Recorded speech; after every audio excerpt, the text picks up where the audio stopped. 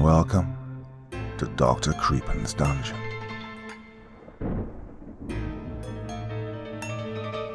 It is said that when you meet someone that looks just like you, you die.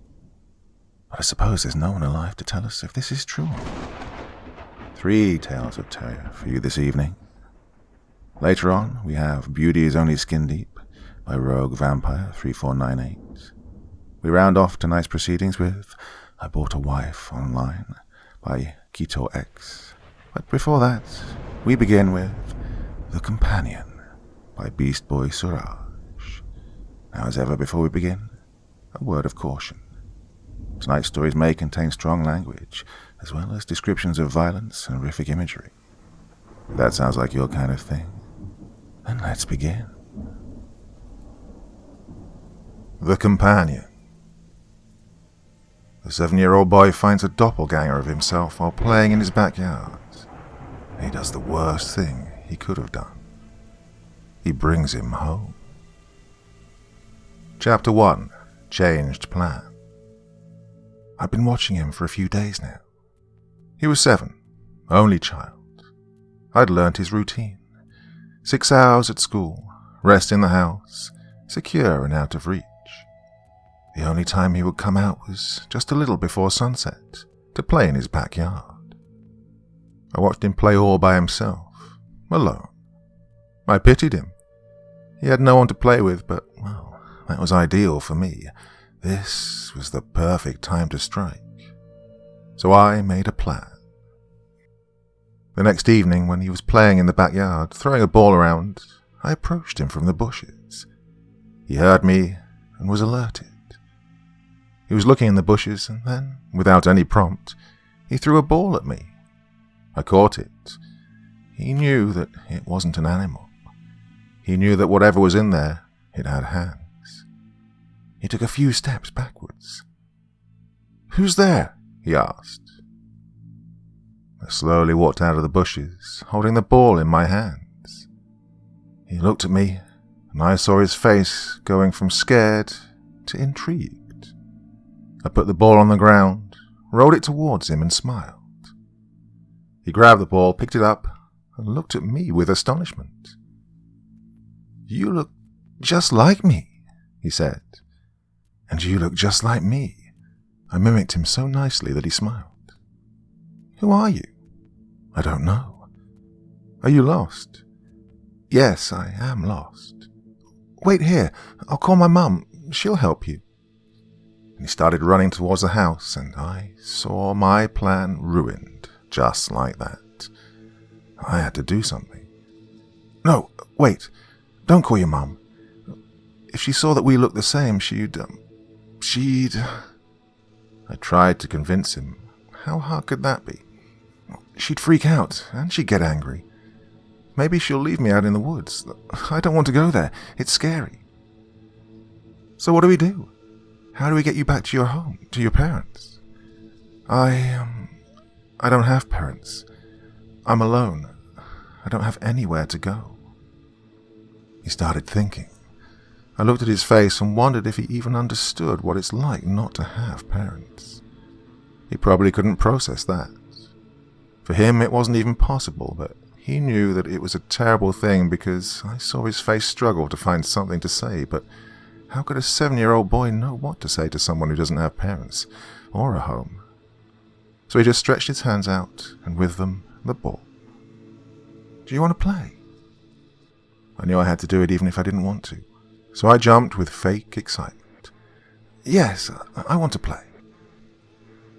After about half an hour, it was time to go back inside, and that's what I had been waiting for. He carefully sneaked me in from the back door without his mother noticing. He did a very nice thing once we got into his room. He gave me some of his clothes to wear. I changed out of the old dirty rag I was carrying myself in into his clean, soft clothes. It felt so good. I'd never had anything else to wear, certainly not this clean. I gave him a smile, genuine one this time. At dinner time, he asked me to stay inside and he went to get some food. I could hear him talking with his mother. "Mom, can I take this to my bedroom?" "Why, honey? Are you okay? Is something wrong?" his mother asked him in her sweet voice. "No, nothing. I just feel like it." "Okay, but finish it all." He entered the room with a plate full of food that I had never seen in my life. Its smell made my stomach teem. We both started eating. He was very slow, but obviously it was not the first time for him, whereas I gulped everything, especially the vegetables that he didn't even want to touch. And we finished everything. "Oh, I'm full," he said. "Do you want more?" I nodded with my mouth still full of food. He seemed concerned to know that I wanted more. "You do? Okay, wait here. Let me see." He then went out again, and I moved closer to the door to listen. "Mom, can I get some more?" There was nothing but silence for a few seconds. "You what? You finished it?" "Yes." "All of it?" "Yes, Mom. Can I get some more, please?" "Sure, but this time you'll eat here." I heard him walk back. He entered and immediately said, looking at me, "I'm sorry, I couldn't bring it in. You'll have to go out there if you want more." No, I cannot go out there." "Don't worry, they won't recognize you. Come on, let's exchange our clothes." He then started taking off his clothes. I changed into them and walked to the dining room. I was looking around the house with my mouth wide open. It was so clean and shiny. I could see my face reflecting off of a few surfaces. The whole house was filled with a fragrance of flowers. It was so calm and comfortable, and I'd never felt like this in my life. "What are you looking at?" asked his father, who was also sitting by the dining table. I shook my head and climbed onto the chair. I looked at my plate and my mouth watered again. I ate all of it while his parents watched me with amazement. I saw them take their plates to the kitchen, so I grabbed mine too, but his mother took it from my hands. "It's okay, honey. I got it." Her touch felt soft and warm. It made me envy him for a moment. I walked back into the bedroom. He was waiting for me. "See, I told you," he said. "Come on in, it's bedtime." He made me a small bed in his closet space. That was the only thing that looked somewhat similar to my natural habitat, but still it was dry, soft, warm and clean, and free of any stench. I slept peacefully that night for the very first time. Next morning he did something that made me change my heart. When he made an excuse to come back into the bedroom so that he could sneak me out from the back door until he was back from school, he handed me his food. "Here, it's my lunchbox. You can't get anything to eat out here, and you can't take anything from the fridge. Mom would notice." "What are you going to eat?" I asked, and I was really curious. "Don't worry, I'll eat with my friends." And then he walked away. I stood there with his lunchbox in my hand, thinking that he didn't even care about himself. He gave me his food. Nobody in life has ever given me his food, not even my brother. I felt something that I'd never felt before. At that moment, I changed my plan. I decided that I wouldn't kill him. Chapter 2. Last forever. It had been 10 years. He was 17 now. Time had passed like sand in the wind. I'd taken his bedroom. He'd given it to me himself. He'd been living in the treehouse that we built together in the woods, just a few minutes away from the house. He visited sometimes. I'd go out when he did. He hadn't seen the face of the school in months. I'd been taking his classes, doing his homework, taking exams. I practically was him, minus the fun, because that was his job. He spent his day in the treehouse, mostly alone, sometimes with a friend who would bunk his classes thinking that they were doing it together, and his evenings with his girlfriend, his nights partying with friends while I would stay home doing whatever I was supposed to do. I didn't even realize that he'd started using me. One day he just asked me if I wanted to see his school. I was excited. I agreed. He told me about everyone, his friends, his teachers, in the best way he could. I already knew a lot about them, as he used to tell me stories. I was the only one he could talk to about his day. was only when I got to school that I came to find out that he'd done it because he hadn't completed his homework. I received all the scolding and the punishment. He just said he'd forgotten, but I found out he completed his homework while I was in school. I didn't mind, though. He let me stay in his room, shared his clothes and his food. It was the least I could do for him. But over the years, it had become like a routine that I had to do everything that he didn't want to, and he got to do all the things that he liked. I'd hoped that we'd share everything together, but it was still all right. I woke up one day to go through the same boring routine while he was probably asleep in the treehouse. I was silently eating my breakfast, and his parents were in the kitchen talking about something. "But are you sure it's safe out there?" whispered his mother. "Yeah, don't worry. Other rangers will be there with me. We know it's not an animal," his father replied. "How do they know that?" "They found the guard's body intact, but his clothes and belongings were gone." "Who could have done that?" asked his mother. "Who knows?" his father replied. I did. I knew what or who had killed that guard. So after his father left, his mother got busy, and I left for school, and after that, I went into the woods. I didn't know where to go. I was just looking around when I saw him. An old guard in his uniform was looking at me from under a tree. He was smiling. I saw him and I smiled back. I walked towards him. He took a few steps forward and hugged me. I hugged him back tightly. "Hey, brother, how are you?" I said. "Oh, it's been so long, I thought I'd never see you," he replied. "How did you find me?" "Oh, I wasn't even looking for you. You know I'm allowed now to go out, so I was just exploring the forest when I saw you with a ranger." "Yeah, that ranger. That's his father, which reminds me, you killed a guard." "Yeah, I didn't want to kill him, man, but he saw me changing. I had no other way. He was going to pull a gun on me." "You, what if they find out?" I started. "I know. Well, they would have found out by now. I can't go back." "Brother, what are you going to do?" "I was thinking that maybe I could stay with you." "What?" "No, you can't stay with me. He won't let you." "Why? He let you stay." "He was 7 then. It's not like that now. And he doesn't live with me. He lives in a treehouse near the house. We can't stay together for too long. And when you come in, it's going to be impossible." "Come on, brother, I need your help. I have nowhere to go. I can't go back. I can't stay out here. I'll be hunted. If not by our own people, then by those keepers." "Keepers don't hunt," I said. "Yeah, but they keep sending other people. Please, brother, please." Okay, I said. "Just give me some time. I'll think of something." "Okay, thank you."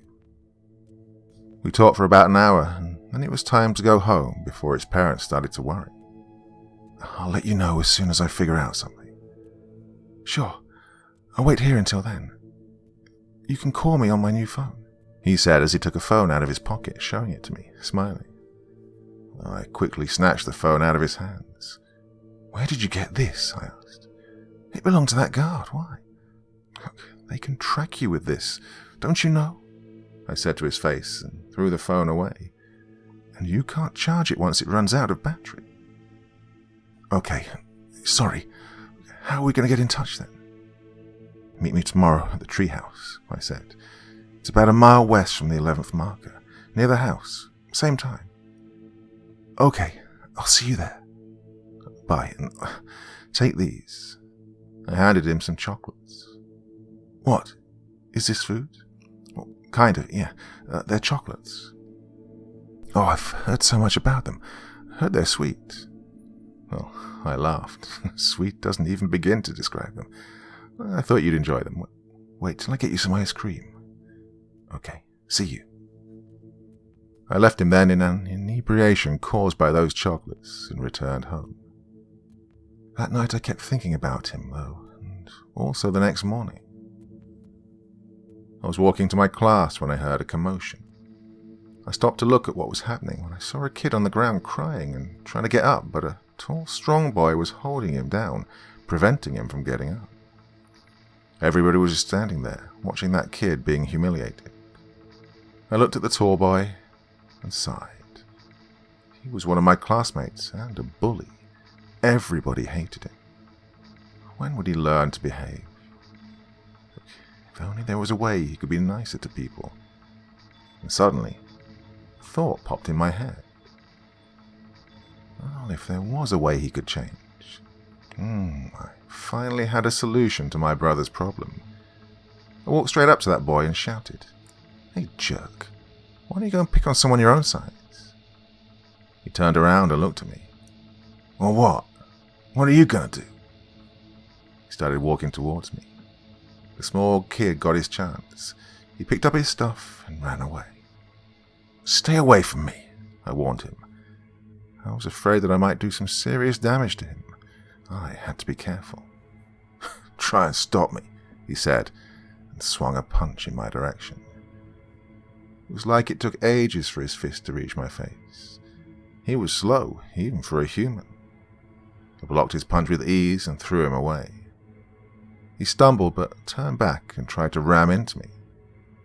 I simply stepped away and tripped him. Well, he fell hard on the ground, and everybody laughed. It was like they were rooting for him to get beaten up. But I was only halfway done yet. "You're slow. You've always been slow. That's why I got the first punch," I said to him, and watched his face turn red. He picked himself up and looked at me with rage. "This isn't finished." "Oh, you want to finish it?" I mocked him. "Meet me after school at my treehouse. We'll finish it there and then." And then I walked away. I challenged him to a fight, and I'd made my mind up, but in the lunchtime I began to doubt my decision. I wasn't sure if I could go through with this. I walked around in the corridor when I spotted Madhu, his girlfriend, in our classroom. There was no one else. She was eating lunch and probably humming a song in her head. Then she looked at me and took the earphones out of her ears, smiled and waved at me. I waved back. Then she gestured to me to come over. Now, normally I'd avoid that, but something happened to me, and I walked in. "Hey, how are you?" I asked. Surprisingly awake. I almost skipped school today. I still don't get how you do it. We were both awake till 4 in the morning, but you look fresh just like you do all the time. What's your secret? She finished. "Oh, you know," I said, throwing my hand in the air. "Drink a lot of water, eat healthily and stuff." "Come on, sit down." I sat next to her. We both looked at each other. "What's the matter? You look worried." I was surprised. "How do you know that?" "Come on, it's all over your face." Impressive, I thought. Humans are interesting. "Nothing, it's just... You can tell me, it's okay." "Okay, look, someone needs my help. A friend and I can help him, but I might have to do a bad thing to a bad person. I'm just not sure if I should do it. This friend, it's not a girl, right?" No, he's a guy." "Is he a good friend?" "Yeah, he's the best. He's more than a friend, he's like family." "Then do it." I looked at her. "What?" "Yeah, I mean, you clearly want to help him, and that other person, you say is bad?" "Yes. So maybe he deserves it." "Wow, you made it sound so simple. How do you do that? What's your secret?" "Oh, you know, you can't care about everyone. You just care about the ones you love." "Yeah, I guess you're right." I looked into her eyes. I'd never found any human attractive. They all look ugly to me. But at that moment, everything felt different. She was the most beautiful human I'd ever seen. "You really are very beautiful," I said. "What? You've noticed that just now?" she said mischievously. Well, I don't know what came over me. I leaned in and kissed her. She didn't resist. Why would she? For all she knew, I was her boyfriend. It was an unforgettable moment. I wanted it to last forever. That afternoon, I walked to the treehouse after school. As I was on my way, I received a text message. I knew it was from him. He got me this phone so he could stay in contact with me, pass the necessary information and instructions on what to do next. I opened the text and read it. He called me to the treehouse. Well, since I was already going there, I put my phone back in my pocket without replying. When I reached the treehouse, I saw him waiting for me at the base of the tree. Well, he seemed angry. He looked at me and said loudly from the distance, "You kissed her." "Let me explain." "Explain? What's there to explain? And who did you beat up?" "Listen, No, you listen." He took out his phone and showed me the texts. "I've been receiving texts all day. Hey, nice one. You gave him what he deserves. And this one. Finally someone showed him who's the boss. Man, you're the champ. You embarrassed his bully ass in front of everyone. Oh, and this last one's from her. Do you realize that was our first kiss in the school?" "Look, Yeah? Now, tell me what's left to explain. What's gotten into your head? You challenged him to a fight?" "Yes." I jumped on the first moment I had the chance to talk. "I challenged him here, so we have to go. We can't be seen together. He might be coming here right now." "Oh, I'm here all right." We both turned back and saw the bully standing a few feet away from us. He had the most annoying smile on his face. "So that's your secret. You're twins. That's how you do all that you do. Well, I'm happy I came here early. Are your parents in on this too?" "Dude, it's not what it looks like." He began to explain, but the bully interrupted him. "Oh, I know exactly what it is. Just wait till your secret is exposed before everyone." "Look, no, please don't tell anyone. Look, please, you can't do this," he pleaded. I just stood there because I sensed what was going to happen. "Oh, I can, and I will," the bully said. "No, you won't." The bully looked at us to see who'd said those words, but he was grabbed by the neck and was being lifted in the air by an old guard. We both, I calmly while he in panic, watched the guard squeeze the life out of that bully and throw him aside.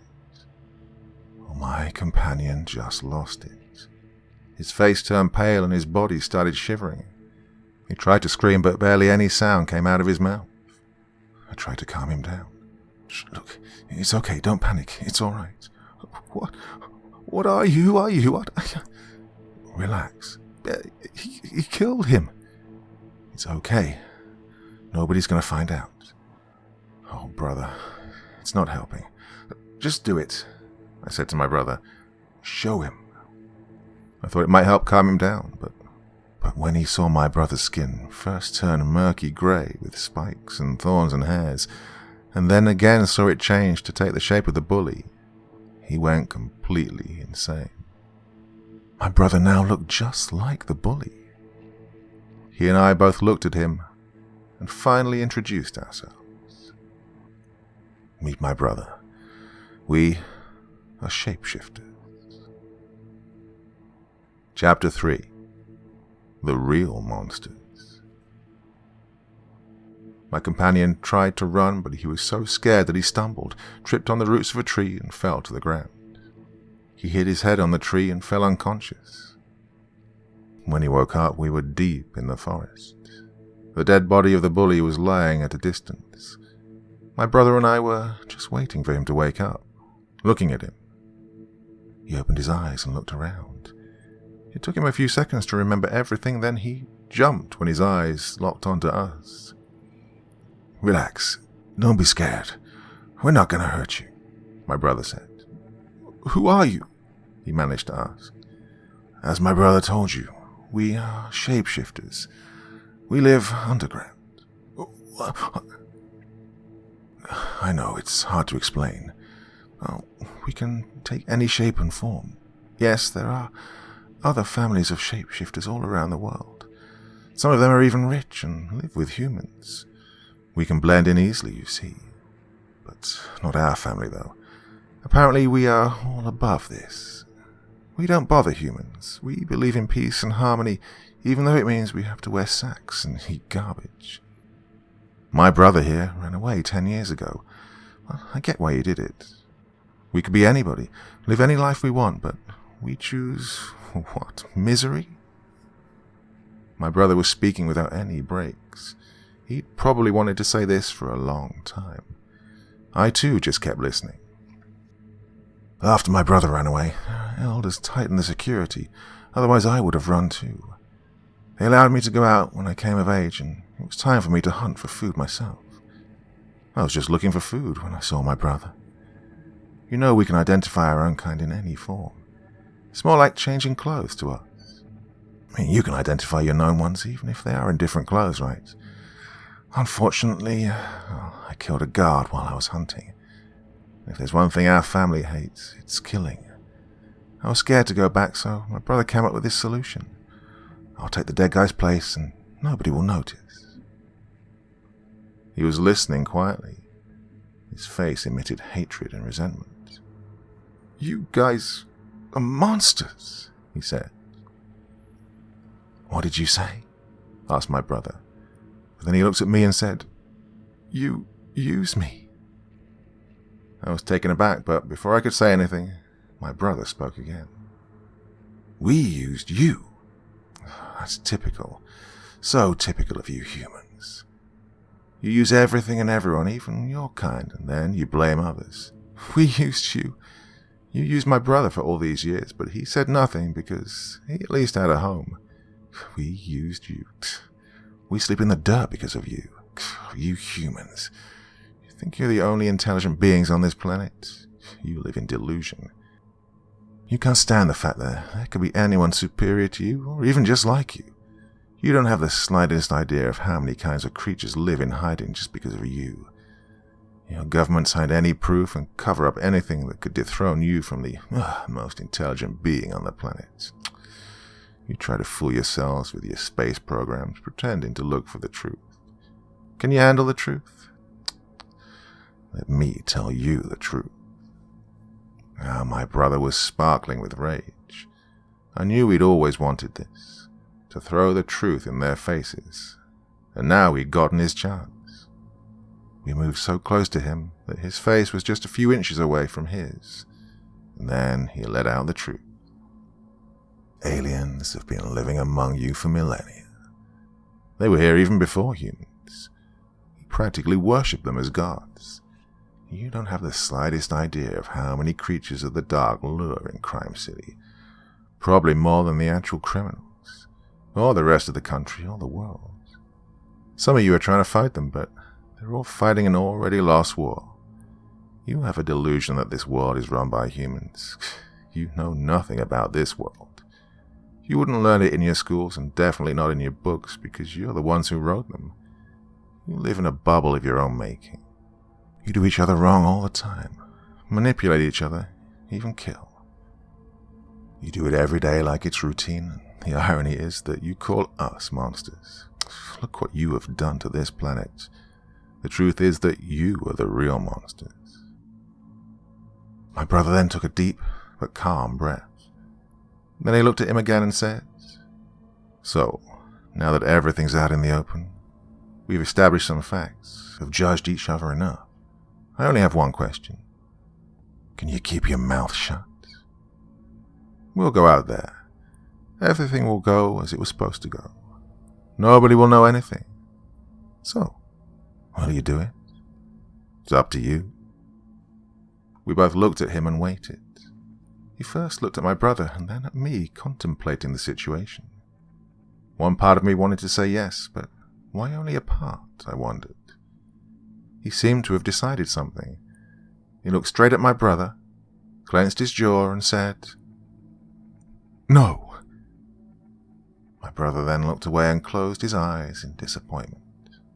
He took a deep breath and then, All right, this settles everything, he said, and grabbed him by his neck and picked him up like he was just a doll. I saw him struggle. His blood-filled eyes met mine for a moment. He couldn't say anything, but I knew he was pleading to me for help.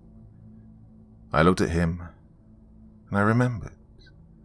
He was the boy who'd given me shelter, fed me every day for 10 years, gave me his clothes, shared his room, his life with me. I remembered that I decided that I wouldn't kill him. I almost opened my mouth to say something, but I remembered that this was also the boy who'd used me like a slave. I was just like a pet to him. But it doesn't matter, I thought. What he did for me was way more than what he used me for. And I would still have stopped my brother, but I remembered something else. I remembered the soft, warm touch of her lips on mine. I remembered the fragrance of her hair and her skin. I remembered the kiss, and I remembered that I wanted that to last forever. So I just turned and looked away without saying anything. After a few seconds, I heard a thud when his body hit the ground. I didn't look at it. I just turned to my brother. "Change your clothes, hide the bodies. We'll get rid of them later. Right. Now we have to stage a fight at the treehouse and come up with a reason to be friends." I then threw a quick look at the lifeless body of my companion and walked away.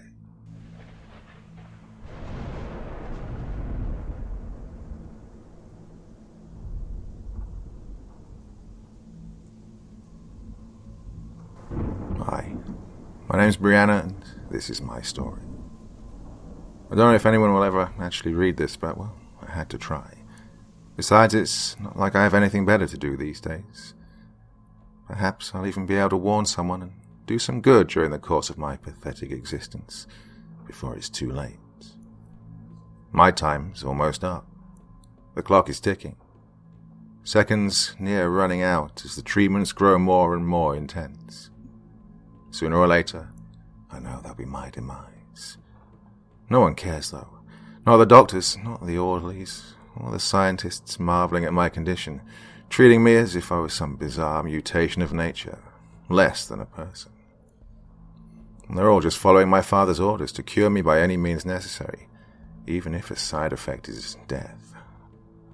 I guess if I die, you'll still think it's better than looking as I do.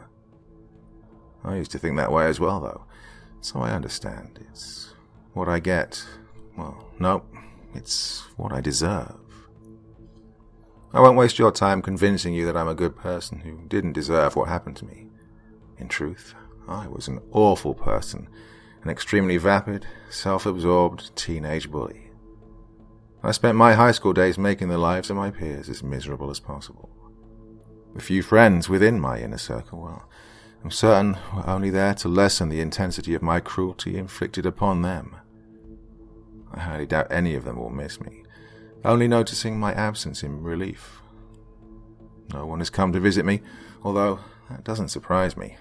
Honestly, I could make up excuses for my behavior, but that doesn't matter.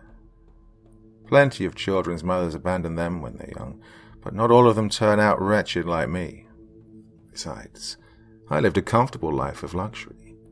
My father, a CEO of a prominent company, provided me with anything and everything I asked for, in lieu of parental guidance. My nannies, who were also the housekeepers and cooks, were always more concerned with completing their daily tasks than with me, so I was allowed free rein. Perhaps I acted out as a cry for attention, or wanted others to hurt as badly as I felt, or just wanted to mask my own pain. Yes, how cliché. Regardless, my behavior was inexcusable. This lesson was learned far too late, and not just for me. There was one girl in my high school I was particularly relentless to, Shannon. She had large rimmed glasses and frizzy, unkempt hair that was always tied back in a messy bun, resembling a poodle tail, and not a well-maintained one. Although, with some hair product to tame her wild mane, and contacts so her beautiful eyes were on display and her face was revealed, she could have easily been prettier than me, even without makeup that her strict parents wouldn't allow her to wear. Maybe jealousy is why I was so merciless towards her. She was beautiful in her own way without any effort, and her parents loved her enough to give her guidelines. Shannon and I were both part of the student council. I was class president due to my highly successful intimidation and "a vote for me is a vote for awesome" campaign, which I thought would make my father proud, but alas, no. This accomplishment was met with the usual hollow, "Oh, that's great, hon," response, uttered from behind the screen of the laptop he was always engrossed with on the rare occasion we managed to have breakfast together. Knowing nothing I could accomplish at school would gain his recognition, I spent my time in student council planning dances and parties, leaving the harder, less exciting tasks to my vice president, and made things as difficult as possible for Shannon, the class treasurer, who I was exceptionally rude to during our meetings before school. Any time she countered one of my ideas by saying we didn't have the funds, I would blame her for a lack of ability to do her job, rather than accepting the fact that I was constantly exceeding the budget and not terribly helpful at fundraisers. I also seized every opportunity to question and contradict nearly everything she said. During one particular meeting, we were discussing the upcoming Halloween dance. While Shannon was explaining how much money would be available from what we earned at the recent bake sale and car wash, I rolled my eyes to the secretary and vice president beside me and whispered, "Oh, we should donate some of that for conditioner for her wild hair. Or we could save money by unleashing it and throwing spiders in it as a decoration." Oh, we erupted in giggles, barely making any effort to suppress the sound. Shannon froze mid-sentence, disconcertedly looking towards us. She knew the laughter was disrespectfully directed at her. The look of hurt in her eyes will haunt me until I am granted the courtesy of death. Once I finally noticed the silence of her stupefied state, I explained with a cheery smile, still snickering, "Oh, sorry, that was rude of me." There was a long pause where we both stared at each other. Shannon appeared stunned, like a deer in the road caught in the blinding illumination of headlights, and I like a confident queen daring her to challenge me with my gaze and confident demeanor. I could see in her eyes she wanted to say something in her defense, but was unsure of how to proceed. She was too afraid and embarrassed. Her cheeks were overtaken with rosy heat. "No, it was just this thing," I added, hardly feigning an explanation. "It didn't have anything to do with this, though. I was just being rude. Sorry. Please continue." I smiled, clasped my fingers together, and leaned in to sarcastically demonstrate focus. Shannon shuffled her papers around, stammered for a moment before quickly finishing her previous thought, and sat silently staring at an invisible spot in the center of the table through the rest of the meeting. She seemed defeated, and I should have stopped there, but that wasn't enough for my content. I wanted to completely break her. The meeting adjourned and the council filed out into the hallway, where my 3 closest friends, dubbed breeze bitches by the rest of the school, which I may have encouraged, were awaiting my release. "Hey guys, watch this," I excitedly whispered to them and anticipated Shannon's approach. When she was within an arm's reach, I sprang, dropping her pants to her ankles and revealing her full coverage underwear. "I freaking knew it," I shouted, seeking to get as much attention drawn to the situation as possible. "Hey everyone, check out Granny Panties." My posse erupted in laughter on cue. Fellow students passing by chuckled at my prank and carried on. A few had pained expressions of sympathy on their faces, but no one came to her aid. Shannon simply stood there, shocked, mouth agape and completely mortified. Tears welled up in her eyes. Snapping back to reality, she pulled up her yoga pants and ran down the hallway out the door. I stood there triumphant for a moment, like a hunter gloating over a fresh kill. If there was an Olympic event revolving around despicable acts of high school cruelty, I would have just won gold. Shannon was missing for the rest of the school day. Our council meetings convened before school on Fridays, so I assumed she went home to take a break from me for the weekend. I was a little surprised and, to my now shame, impressed with myself. Never before had I pushed her to the point of running home. Even at that time, deep down in the recesses of what remained of my minuscule conscience, beneath seemingly infinite years of an icy cold exterior, I realized I'd gotten to her and maybe pushed things too far. This revelation came to me during lunch, while sitting outside with my posse. I stifled my brief glimmer of humanity and asked the group, "Has anyone seen Granny Panties since this morning?" "Nope. I think Shannon went home," Connor answered without looking up at me between bites of his hamburger. I could tell he was disapproving of the encounter earlier, but knew better than to question me. Still, I hated to be treated with such disdain.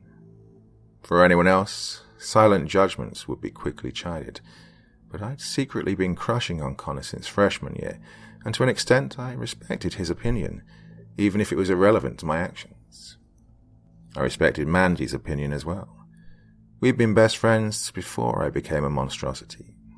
In her own way, she tried to influence me for the better, but after failing miserably, still stuck by my side. The fourth person in our group was Brandon, Mandy's boyfriend.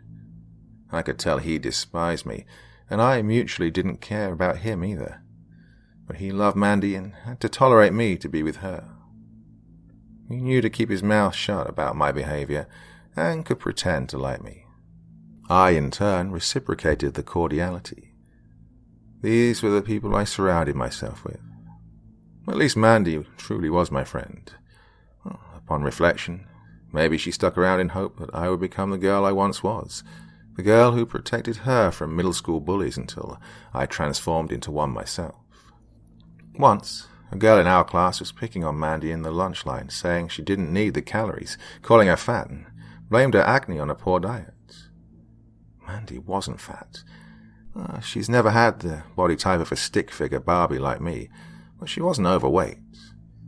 This was right around the time she hit puberty, so in response to all the new hormones ravaging her system, her skin was a little broken out, becoming manageable soon after this instance. However, the girl picking on her was stout, without any signs of curves developing later in life. She resembled a stocky boy, and her face was covered in deep-pitted scars from scratching at chicken pox as a child. When I overheard the horrible things she was saying to my best friend since kindergarten, I burst over in a flash of blind fury.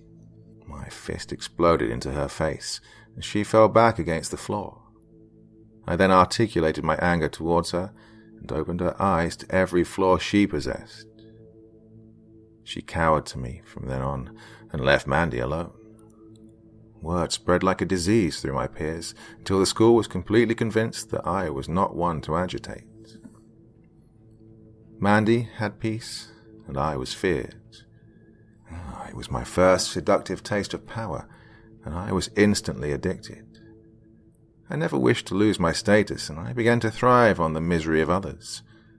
Almost as if in competition with myself, I was always looking for ways to push things further and further until, well, here I am. Truthfully, I hadn't thought what I'd done to Shannon was that extreme, but you never know what's going on in someone else's mind, or how an action will affect them. After school that day, while my friends and I were leaving, we discussed plans for the weekend. Connor asked, "Hey, you guys checked out the Carnival in town yet?" "No, dude, but Brock said it's totally lit," Brandon enthusiastically answered. "Ugh," I loudly sighed, rolling my eyes. "What's wrong?" Mandy asked. "Lit. It's so stupid, and you sound like an idiot when you use it." I scolded Brandon for using a word I abhor so deeply, mostly because I hadn't used it first. "Well, that's what he said," Brandon explained with a shrug as he kicked the ground. There were a few seconds of awkward silence before Connor hesitantly chimed in. "So, you guys want to check out the Carnival?" "It's not for, little kids, right?" I asked, realizing my misplaced pessimism as the words slipped off my lips. God, what was I thinking? This was my chance with Connor. It could be like a double date. At some point, we could lose Mandy and Brandon, maybe ride the Ferris wheel together, and I could finally get that first kiss with him. Well, I'm sure there's a few kiddie rides, but I've heard there's some really intense ones too. One's called Vertigo. First, You're strapped into a seat with the vest-like bars that drop over your head, and your legs and arms are free. Then it raises you really high up, higher than all the other rides, and it flips you upside down and drops you all the way back so that you're spinning like somersaulting, stopping just before you hit the ground. Everyone released excited sounds of oohs and whoas. "Ooh, that sounds really awesome. Come on, let's do it," I said ecstatically. "Okay, when are we doing this?" Mandy asked. "How about tonight at 7? We could all meet up there," I suggested eagerly. "Yeah, sure. Okay," was heard amongst the group. Mandy and I parted ways from the boys to go get ready. I wanted to be sure I'd have enough time for preparation to look irresistible to Connor. We met up with the guys 10 minutes past 7 in front of the entrance to the carnival. I told Mandy that I preferred to be fashionably late, but in reality I was nervous, needing a few minutes to collect myself in the bathroom before we left. Such a quality was unbecoming and therefore beneath me. Never would I admit feeling that way to anyone, even to my best friend. I decided on wearing a little black dress that showed just enough skin in all the right places, not wanting to look like I was trying too hard, but still incredibly alluring. Connor looked quite handsome, smiling at me as Mandy and I approached. He changed out of his school clothes into nicer, dark-wash faded jeans and a button-up, plaid, long-sleeve shirt. He looked all the more impressive in contrast to Brandon, who was still wearing the same attire he'd worn all day at school and possibly slept in. Oh, he was such a slob. I wondered how Mandy could stand to date him when she could do far better. At least he was thick-skinned enough to handle me. The important thing was that she was happy. Despite my vast narcissism, I wanted the very best and happiness for her. "Let's do this," Connor proclaimed, eagerly rubbing his hands together in anticipation. Mandy took Brandon's hand and the four of us entered the carnival. As we strolled in, we were greeted with an overwhelming array of flashing neon lights and loud carnival music blaring over the sounds of rickety rides running. We paused for a minute, absorbing the atmosphere and weighing our options. "What do you want to do first?" Connor asked with excited, glistening eyes. His boyish charm was one of his more enticing qualities. "Well, first things first, we should probably go get some tickets," Brandon answered. "Oh, yeah," Connor responded. Laughing lightly and nodding in agreement, the four of us lined up at the ticket booth. I bought mine first and waited off to the side for my friends, surveying the sea of possibilities spanning around me. One booth in particular caught my eye. It was called He Sees You on the banner, and it was for a caricature artist unlike any other I'd seen previously. The sample art strewn around the walls of the interior of the booth was captivating. Some were abstract angelic or demonic portraits, while others were beautiful representations and some were outright grotesque. Entranced, it held my gaze until my friends rejoined me.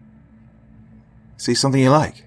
Connor asked, attempting to follow my line of sight to uncover what I was intently staring at. "Yeah," I said, semi-snapping out of the trance that held me captive. I think I want to get one of those caricatures done. They seem pretty cool." "Well, you can do that, but I want to spend my money on something more worthwhile than a picture of my ugly mug," Brandon laughed, insinuating my conceit. In my hypnotic state, I ignored that apparent insult and agreed. "Okay, I'll catch up with you guys in a bit." The group was taken aback by my response, but acquiesced and left to ride the attractions while I approached the booth. I entered the tent-like structure and studied the artwork hanging around me until a man flamboyantly emerged from behind the curtain in the back. "Hello, my dear," he greeted me. "I am Ronaldo, the seer. I see the unseen and reveal what it is, not what is wished to be." It was clearly a circus act, but I was so captivated I didn't notice the cheesiness of the whole encounter. I really like your art," I said, flattering the artist. "Would you draw me?" I flashed an innocent smile. "Are you sure?" he asked intently, with a seriousness descending upon his demeanor. I will draw you as you truly are, and once it's done, the world will see you as I do. The process cannot be undone." He furrowed his brow with a smouldering intensity. I thought he was laying the act on a little thick, but that was the whole fun of the carnival, right? "Oh, yes, I'm sure," I cheerfully replied, trying not to laugh at his portrayal. "Have a seat," he stated, waving a hand to the metal folding chair in front of a cheap plastic table. I took my place and he sat in the seat across from me, pulling out his supplies from beneath the table. He studied me for a few minutes. His face was solemn and something else I couldn't quite put my finger on at the time, but I've only realized in hindsight. It was ominous, like he was judging me, but not my outward appearance. He was judging my soul, seeing right through me. Ronaldo's burning gaze began to make me feel uncomfortable. I smiled nervously and shifted in my seat.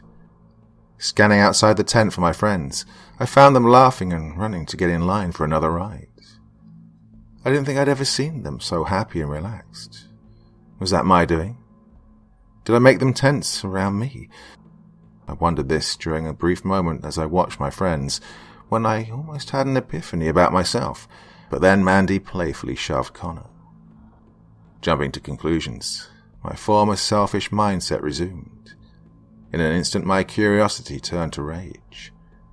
Was Mandy flirting with him? Was one boyfriend not enough for her? That slut.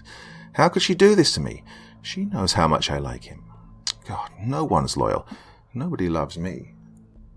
These thoughts swirled around my head. I looked back to Ronaldo, who was now furiously scribbling on an easel he'd stealthily set up and positioned in a way so I couldn't see the drawing yet. This disappointed me because I desired to watch the process, but he was probably keeping up the mystique. After all, the mystery was the exciting part. It's the reason magicians never reveal their secrets. Once you know how a trick is done, it becomes mundane, trivial. Brandon suddenly burst into the tent, exclaiming, "Boo!" with Mandy and Connor close behind. "Did I throw you off the groove of your picture?" Brandon excitedly asked.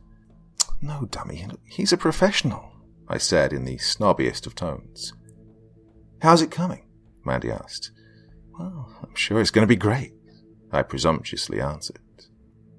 Brandon started to make his way around the table to see, and the artist glared at him with penetrating eyes until he backed away, saying, "Okay, I'm sorry, I'll wait," holding up his hands in surrender as if the artist had silently threatened him. Oh, if looks could kill, right? This made me smile, but that smile quickly retreated as Mandy took off her jacket and revealed a pink spaghetti-strapped tank top, which showed off her cleavage that I was so jealous of. "Ew," I said, also remembering how she acted with Connor earlier. God, I've told you pink looks awful on you. Besides, God, it's so cliche nowadays. It's like, ooh, girl power. I emphasized those last two words with the classic Valley Girl accent. Mandy shamefully put her jacket back on, staring at the ground. Pausing his work, the artist said, "You should be nicer to your friends. Otherwise you won't have them when you need them." I was outraged by this judgment. Shut up and finish my picture already, or no tip. "You can't buy the things in life that truly matter," he responded, laughing. "And I am done," he added, pulling out a manila envelope and slid my picture inside. "Remember what I told you, and enjoy the carnival." He dismissed me, waving towards the exit with a smug, almost sinister smile. As my friends and I left the tent, we passed Gabby, another girl from our school, with her excited little brother galloping in, dragging her by the arm. She was a large girl, not just overweight, but she was tall and awkward and one of my favorite people to pick on. "Oh, can you draw me riding a dragon?" the boy excitedly asked the artist. "Of course, my dear boy," he warmly answered. During my entire encounter with the artist, he'd never shown me that kind of warmth or kindness. Oh, I thought it was all part of the act. And my sister, Can she be riding the dragon too?" "Of course," he answered, studying her. "But I also want to make her own special picture. Would that be okay with you?" Yeah, the boy answered, jumping up and down. He must have been about 5 or 6 years old. Oh, that incredibly excitable age. "Well, you're going to need at least 2 pages for this one, anyways," I chimed in as I stormed out of the tent. The last things I heard as I walked away was Gabby loudly sigh, and the artist comforting her by saying, "Don't worry, my dear. I can see how beautiful you are, and I can make." The voice trailed off until I was completely out of earshot. He could draw her however he wished, but it still wouldn't change reality. Following behind my friends through the carnival, I clutched the envelope to my chest, envisioning my portrait. Would it be angelic? The artist didn't seem to like me much, though. Maybe it would be a badass demonic representation of me. Oh, that would be even better. The anticipation was overwhelming me. "Hey guys, wait up!" I yelled over the noise pollution of the carnival. I stopped to slide my picture from the envelope, unveiling a grotesque monstrosity drawn on the page. It was unlike anything I had expected, and scarcely resembled me. The thing's skin was primarily missing. What little remained existed in thin strips stretching over withered muscles. Sparse clumps of greasy hair protruded from the scalp, where the skull wasn't showing. The expression disturbed me the most. It looked like the thing was screaming, agonizingly so. Brandon, Mandy, and Connor encircled me. "Well, come on, let's see it," Brandon requested. Mandy seemingly could tell something was off, and jovially asked, "What's wrong? Does the picture not do you justice?" The guy was a hack.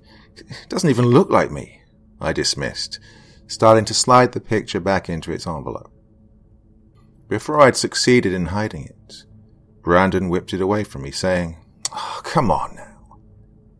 Upon seeing the thing, he added, "Whoa, this is pretty cool, honestly. Not what I expect from a caricature, but it's awesome." He passed it around to Connor and Mandy, who both agreed. It was actually cool. I didn't think so. Something about it made me uneasy.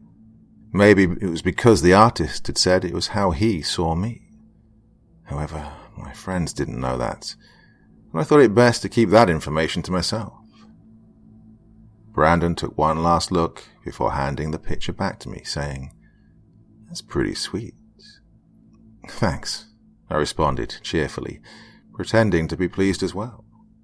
I slid the paper back into its hiding place, and the 4 of us enjoyed the remainder of our night at the carnival. Unnerved by the picture, I never made a move on Connor, but I figured there would be other opportunities in the future. The next morning, I woke up and brushed my hair. I noticed my brush wasn't working very well, as it had filled up with strands I'd shed over the past week, which was odd, since I only need to empty it every other month, but, well, I shrugged it off. The rest of the weekend went by without anything terribly noteworthy happening. I laid in my yard, listening to music and tanning. I met up with Mandy at the mall and did the typical teenager thing.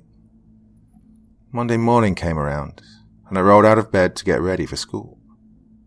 While brushing my long dark hair, I noticed my brush was full again. Already? I wondered, suspiciously eyeing the brush. I ran my fingers through my mane and realized it felt thinner than usual. God, I'm going to have to switch back to the thickening conditioner again, I thought, sighing. I used a thickening agent for a while to gain more volume in my hair, but I'd switched to one with a more pleasant aroma. I assumed this change was the cause for the thinning out that I was now experiencing. Next on the agenda of the morning routine was applying makeup. Upon looking at myself in the mirror, I beheld little red blotches across my face. For a moment, I gasped in shock, completely horrified. "What the—" I began to panic. I must have gotten too much sun over the weekend, I rationalized, examining the rest of my body. The blotches were on my arms, chest and stomach too. I felt completely appalled. Grasping at straws for any explanation, I reasoned that, my sunscreen must be expired. I just got too much sun in certain spots because of it. This excuse satisfied me, and I calmed down as I used a thick layer of cover-up over my face and chest. I put on a thin, long-sleeve shirt to hide the rest and headed for school. Strolling down the halls with my head held high, I adorned my usual air of superiority. I was still thrown off by my own securities from the morning I'd had so far, and no insults came to mind. As I passed by, my fellow students seemed to be whispering and casting odd glares my way. I pulled stringy strands of hair over my chest uncomfortably. Was it my skin? Could they see the blotchiness? I thought I covered it well enough, but apparently not. This behavior continued all the way to my locker. I quickly opened it and hid behind the door, trying to compose myself. I should have just stayed at home, I thought, deeply regretting showing my face in public. "Hey, you!" came Mandy's voice. I pulled away from the locker and flashed a smile. "Hey!" "How are you doing?" Mandy asked. Her voice was tinged with worry. "I'm great," I quickly spat out. "Yeah? Did you—" I interrupted her question. "Look, I just got a little too much sun and my sunscreen had expired. No biggie, I'll be fine in a couple of days." Mandy's face twisted with a confused expression. "Okay, but did you hear? Everybody's been talking." I cut her off again. "I don't care what anyone says. It's fine." "Okay," she said, drawing out the word apprehensively. "We should get to class." I ended the conversation, slammed my locker, and left her puzzled in the hallway. I couldn't believe everyone was gossiping about me. I sat through my classes in a despondent state until lunch. My friends and I sat around our table, and I picked at my unappetizing meal. I was unable to focus on the chatter of my friends. Every inch of my skin itched incessantly. Sunburns usually itch like hell. I reminded myself not to scratch and scar myself, and I ran my fingers through my hair, forcing it away from my face. I looked down at the handful of strands and quietly flicked them onto the floor before anyone could notice. "Oh my God, Bea, your face," Mandy said, shocked. "It's fine, I told you. I just got too much sun," I dismissed. "No, you're bleeding," she harrowingly said. "Yeah, God, that looks bad," Connor added. "What?" I asked, confused, feeling a warm drip slide down my cheek. "Oh, shit, I must have scratched my sunburn reflexively," I assumed as I stood and ran to the bathroom with my hand covering the side of my face. Looking into the dingy mirror, I discovered a sizable gash through my right cheek. Blood streamed down my face in crimson droplets. Panicking, I grabbed a paper towel from the dispenser and held it tight to stop the bleeding. This cannot be happening. I reached to replace the paper towel and my sleeve slid up, revealing my raw forearm. God, what the actual... The bathroom door swung open and Gabby shyly walked in. She shot me an uncomfortably nervous smile and passed by to enter a stall. Her clothes seemed baggier than usual, practically falling off her. Either she was wearing larger clothes or she'd lost weight.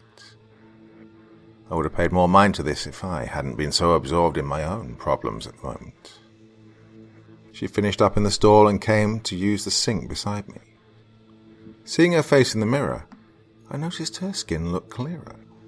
Her acne was receding. She looked up and made eye contact, and I quickly turned my face away. "Are you okay?" she asked with genuine concern. This caught me off guard. I'd never once shown her any kindness. Why would she care about me? "Yeah, I just scratched myself harder than I thought.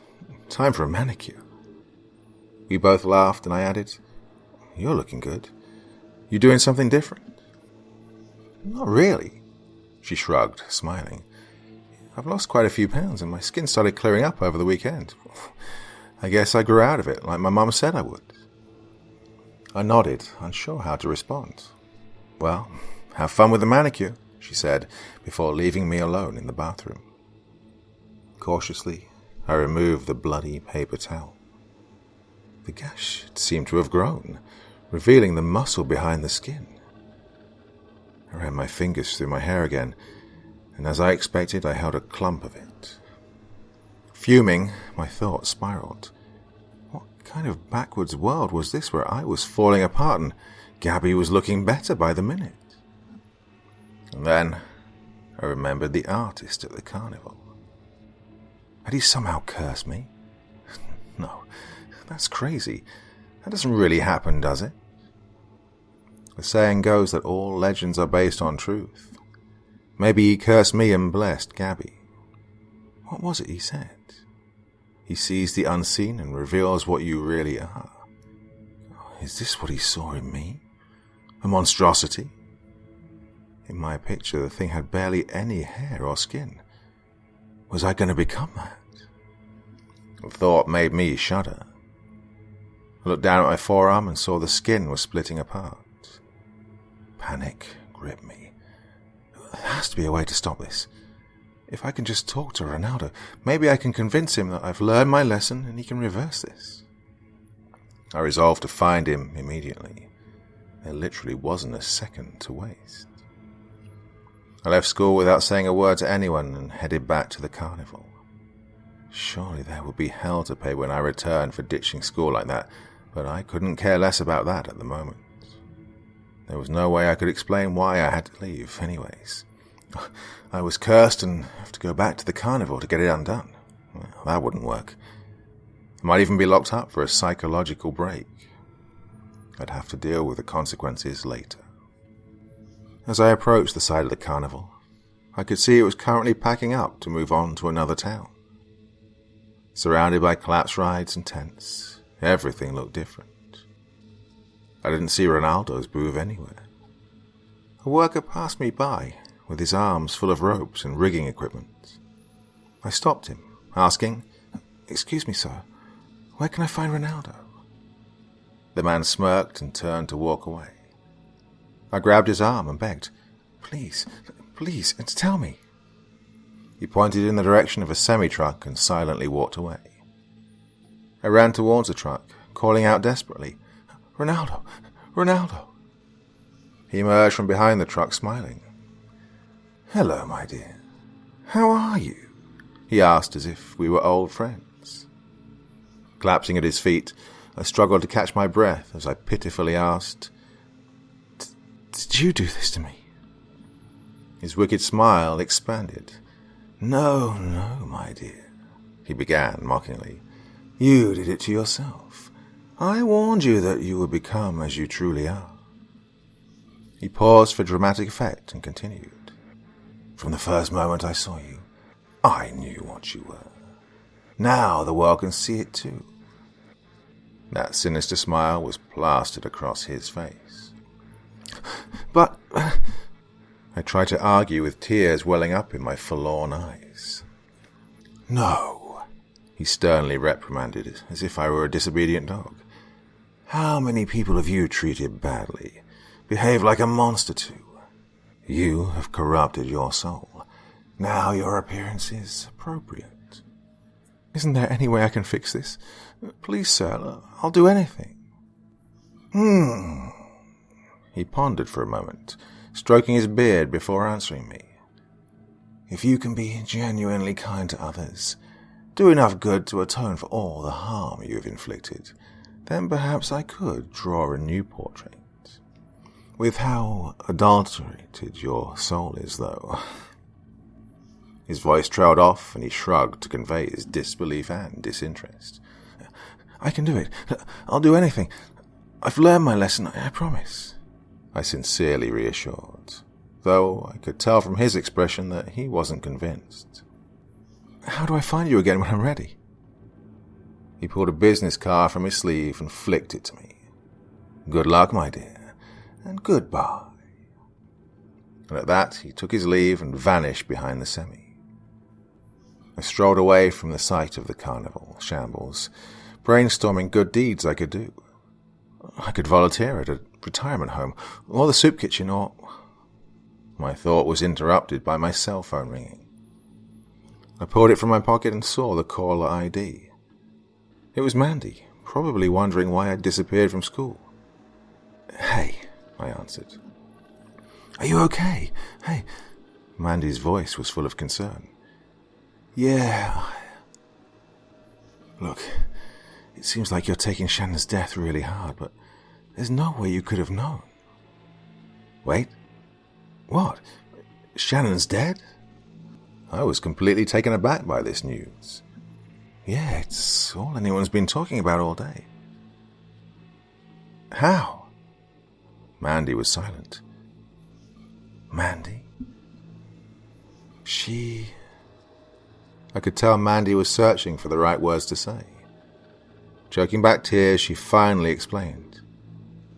"It happened last Friday, after she left school. By the time her parents got home, it was too late." She paused to clear her throat. I was in total shock. Mandy continued. "Everyone says it was because of the bullying, but there's no way you could have known that she would do something like that. High school's rough. Just don't blame yourself." I didn't deserve her sympathetic tone. My arm fell limply to my side, and the phone slipped through my fingers to the ground. I froze, catatonic. I killed her. Maybe not deliberately, but it was my fault entirely. There was no amount of volunteering and good deeds in the world I could possibly do to make up for that. Even if I solved world hunger, I could never bring her back from the grave. I hadn't even known I'd done such a terrible thing, but Ronaldo knew. He could see it, and he punished me for it, deservedly. I shut myself up in my room for as long as I could, slowly, painfully dwindling away.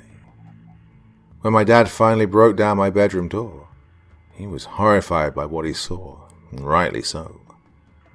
I still remember his shocked gasp as he covered his mouth and said, "My God, Brianna, you need help." Most of my hair was gone, along with a good portion of my skin, and I could feel my muscles atrophying, withering away. First, there were the doctors thinking I had an aggressive form of leprosy. Next, there were the specialists, dermatologists, taking samples fruitlessly. Then, finally, I ended up here, in a special research facility, patient zero of a new plague that seems to have only infected me. I know what's wrong with me, even if no one believes me, and I know I'll die here. The only good I can do is be friendly to the nurses, doctors, and scientists, and to write this. Maybe I can save you from the same grisly fate. I won't tell you to avoid Ronaldo the Seer. In fact, I changed his name and certain elements about him in this story. Nor should you avoid caricatures, for that is not his true profession. Perhaps he doesn't even work for carnivals. My advice is simply to be kind. Be good to your fellow humans, and be good to your soul. Nurture it. Shape it into something you're not afraid to see. Don't be a monstrosity like me.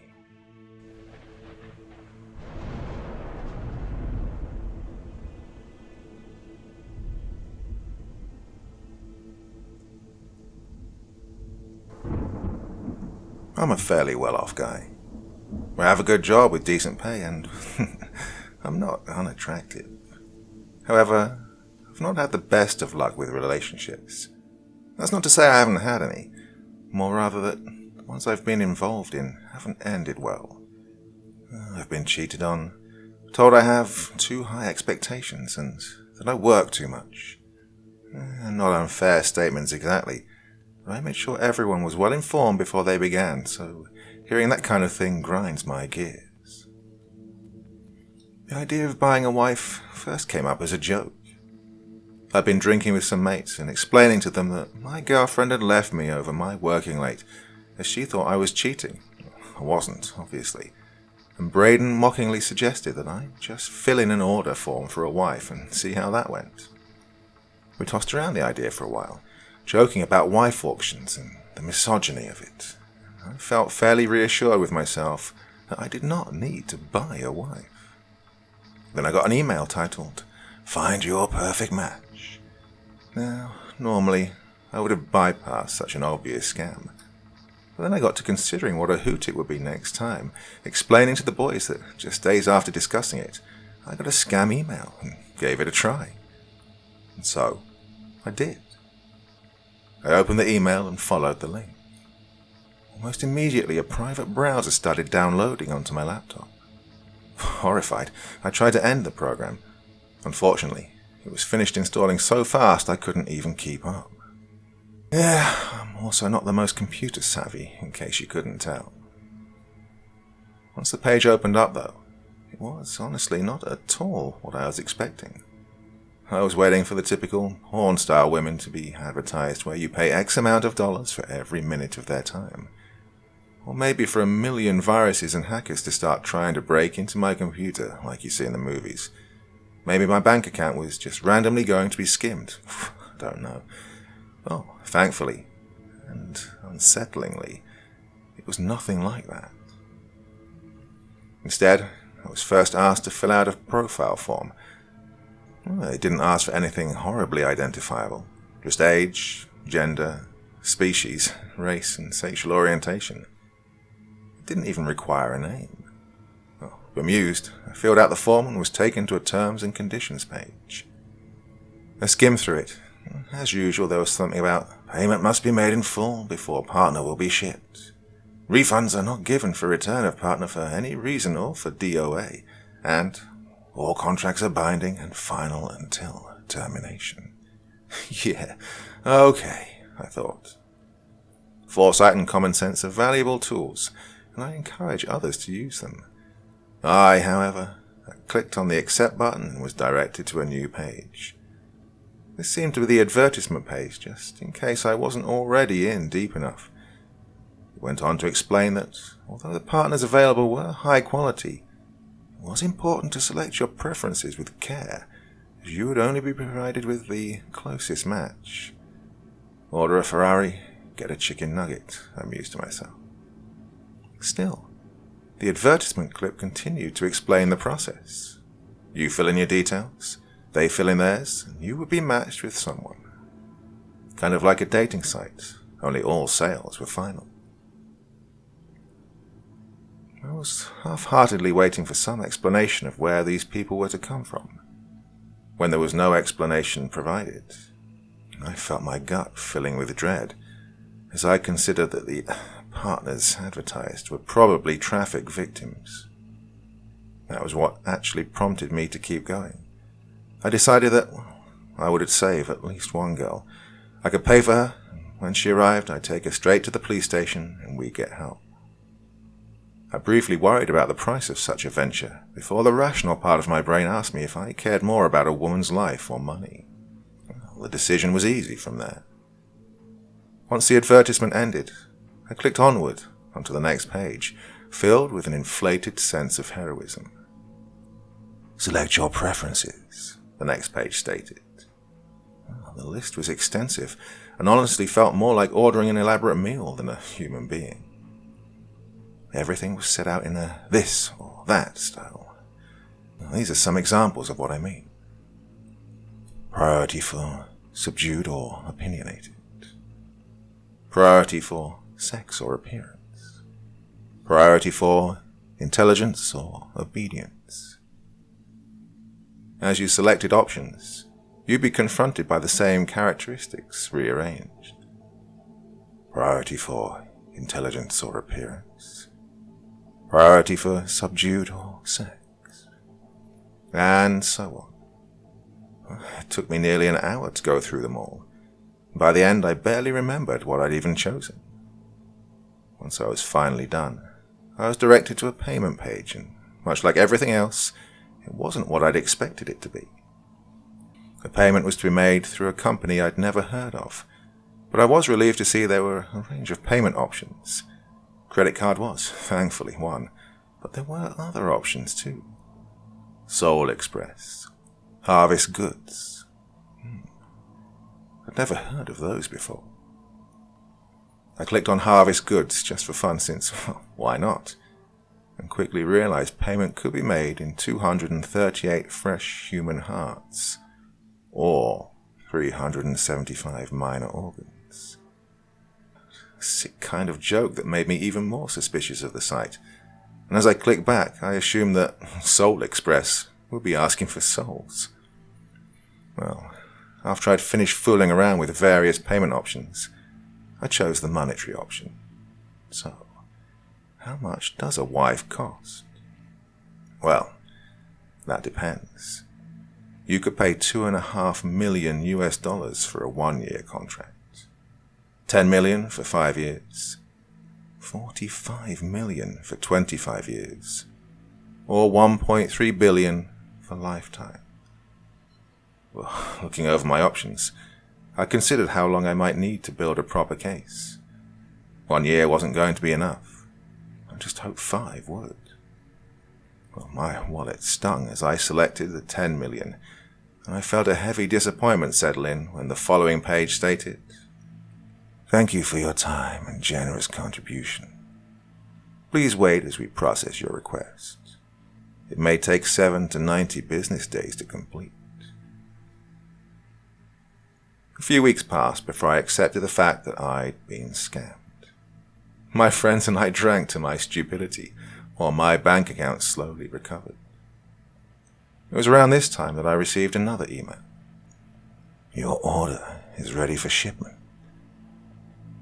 I was confused for a moment, before I remembered my order for a wife, and opened the email to find that she was, apparently, due to arrive the following Tuesday, and I should ensure that I'm home to receive the order.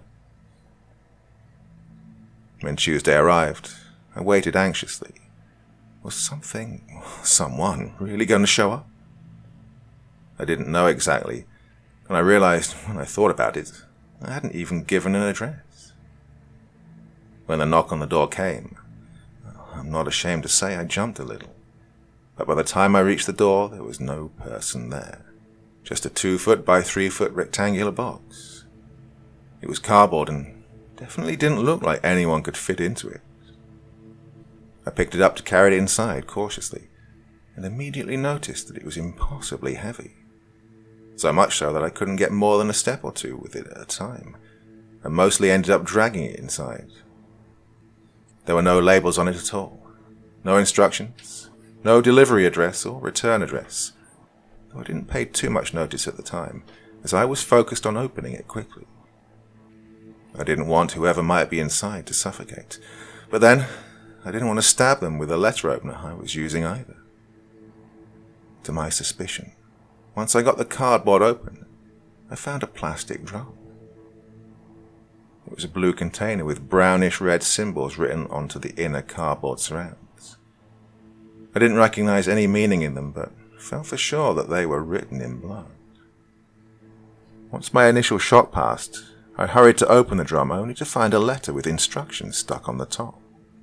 It read, "Congratulations on receiving your new partner. Please follow these instructions very carefully, as DOA refunds are not available. Step 1. Prepare a suitable space. Bathrooms are ideal. Pour a minimum of 80 gallons, 303 liters, of water into a suitable container. Ensure no light, artificial or otherwise, is allowed into the room. If you do not have a suitable space, do not open the drum until one can be provided. Step 2. Take your drum into the dark room and remove the lid carefully. Please ensure no light during this process. Pour the content of the drum into the provided 80 gallons, 303 liters, or more of water. Step 3.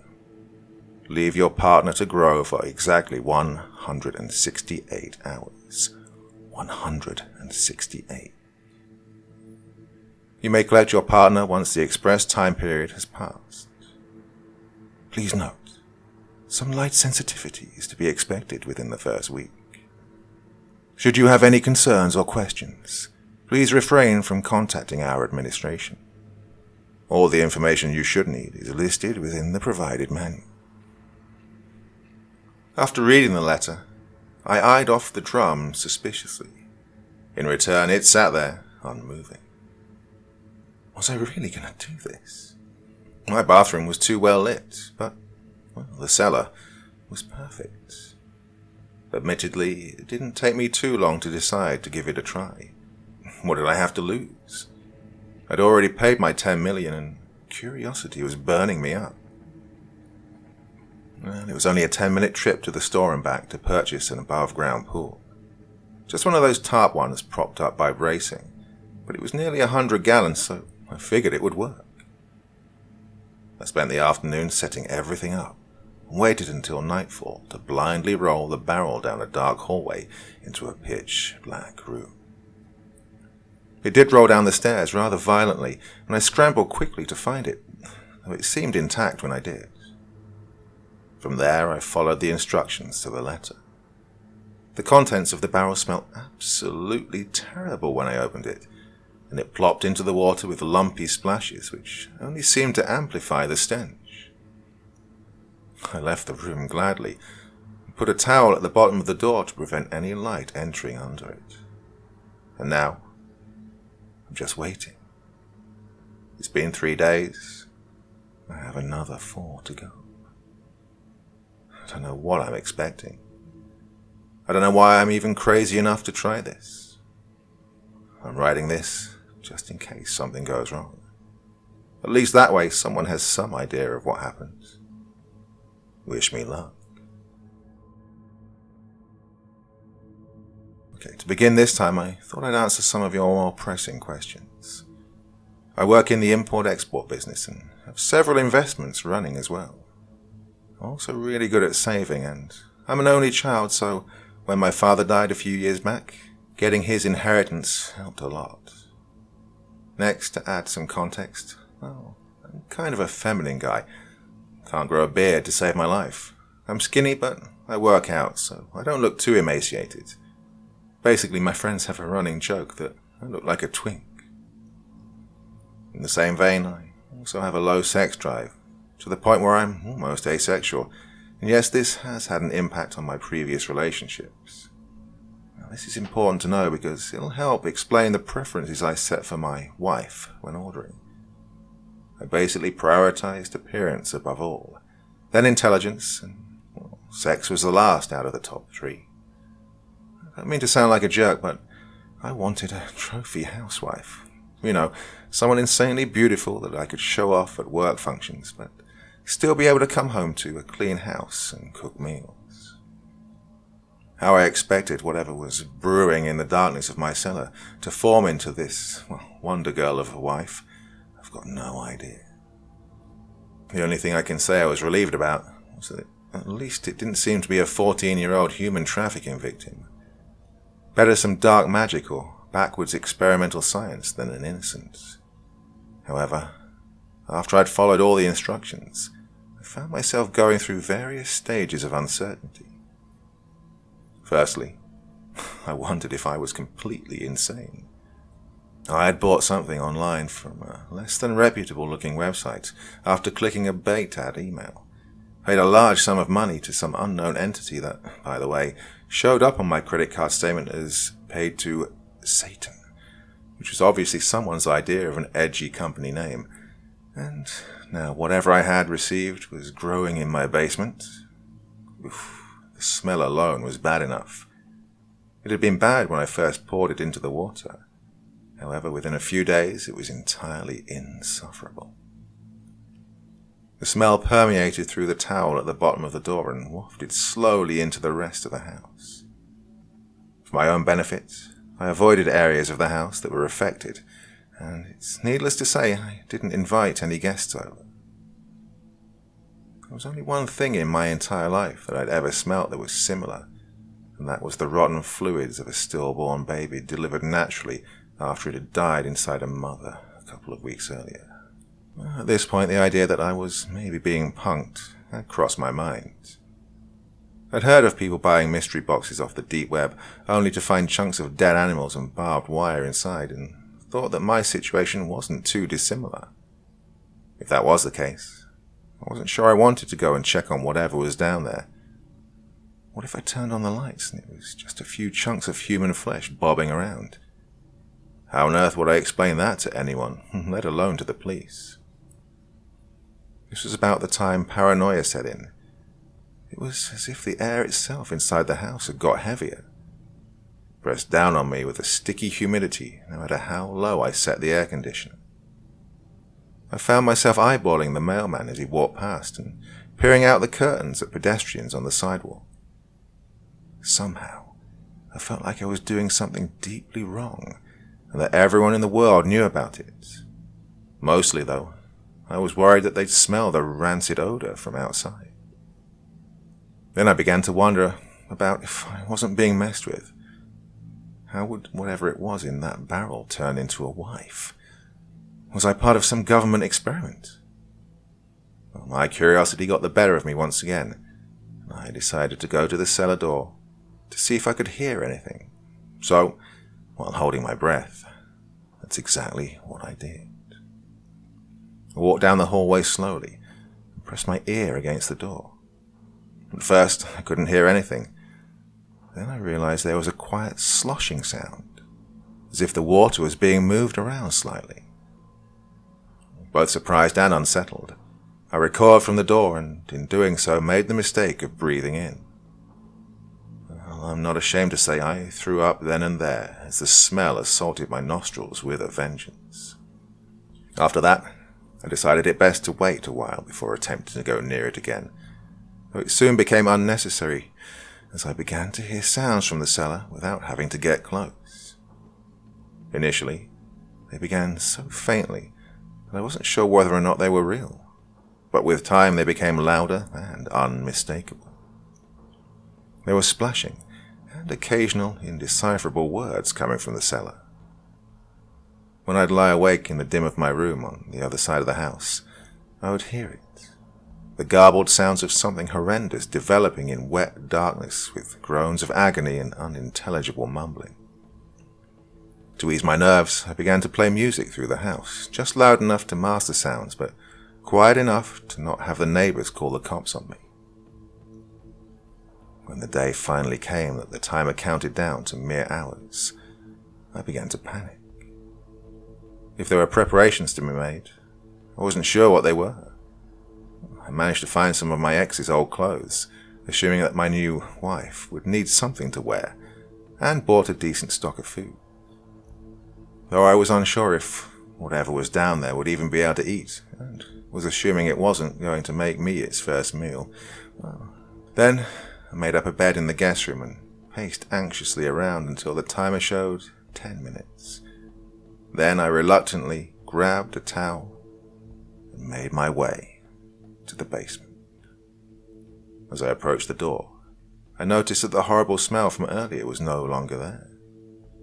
My heart raced, pumping blood through my veins so furiously that my hand was shaking as I put it on the doorknob. I could taste the adrenaline in the back of my throat.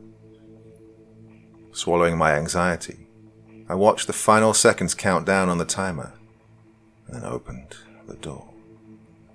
I creaked it open slowly, letting the light from behind fall onto the stairs before me. This was the only patch of light, and it served to heighten the contrast of the room so that I couldn't see anything past it. Hello? Is anything alive down there? Please don't eat me, I called, trying to make it sound like I was joking to hide the pure terror I felt looking into the pitch-black nothingness beyond the light. There was no answer to my question, so I cautiously made my way down the stairs. The instructions had suggested that my new wife would be sensitive to light, so keeping this in mind, I didn't turn on the overhead lights. Instead, used the torch app on my phone to light the rest of the way. When I neared the pool, I held the light up to see a set of reflective eyes just above the water's surface, looking back at me. For a brief moment, I thought I'd grown an alligator or something. However, upon regaining my composure and cautiously peering at it again, I realized there was a woman in the water. She was sitting with only her eyes above it, and had long black hair floating around her in the perfectly still, calm water. Being confronted with what looked like an actual human being and not knowing what else to do, I introduced myself. "Hi, I'm Jake," I said uncertainly, and when she didn't answer, I continued awkwardly. I bought you." Still, she made no comment, only watching me with her eyes as I moved a little closer. "Do you want to come out now? The instructions said that—" I didn't get to finish my sentence as she started to get up. Picture this if you can. She was stark naked, uncoordinated, and with seemingly disproportionate limbs, half crawling, half dragging herself out of a kiddie pool like something from The Exorcist, slipping and clawing her way to dry land. Had I not been so utterly petrified, I may have fled the frickin' country in one of my export containers. Instead, I stood there frozen like a stunned mullet, looking at this humanoid heap of woman crawling her way toward me on the floor. Her hair was long enough that it clung to her body, covering her shoulders and breasts better than I would have expected it to. Not that it really mattered, as I was too horrified to really pay attention to her nakedness, past knowing her skin was pale and the once clean water that was running off it had a reddish tint. As she reached me, she stopped by my feet and looked up at me, twisting her neck at a horrible angle to do so, before opening her mouth to gargle out a strangled-sounding "Jake." I nearly gagged then. Bloody water dribbled out of her nose and mouth through pointed, shark-like teeth as she spoke and then reached up for me. Still in shock and not knowing what else to do, I offered her the towel. She didn't take it. Didn't even try to take it. So, I awkwardly draped it around her and helped her to stand. The skin was cold to the touch, smooth, almost reptilian, and she was comfortably shorter than me. This was only significant in that it had been a preference I'd selected while ordering her. The comfortably shorter part, I mean, not the reptilian part. When she made no attempt to eat or otherwise maim me, I started to lead her upstairs into the light. She squinted and blinked, turning away from the brightness with a low growl, so I quickly dimmed the lights. However dim the light was, it was better than my phone flashlight, so that was when I was able to properly see her features. Body-wise, she looked nice. Hourglass shape, despite her arms and legs being a little gangly, probably C-cup, so nothing overbearing, and her facial features were generally Asian-ish.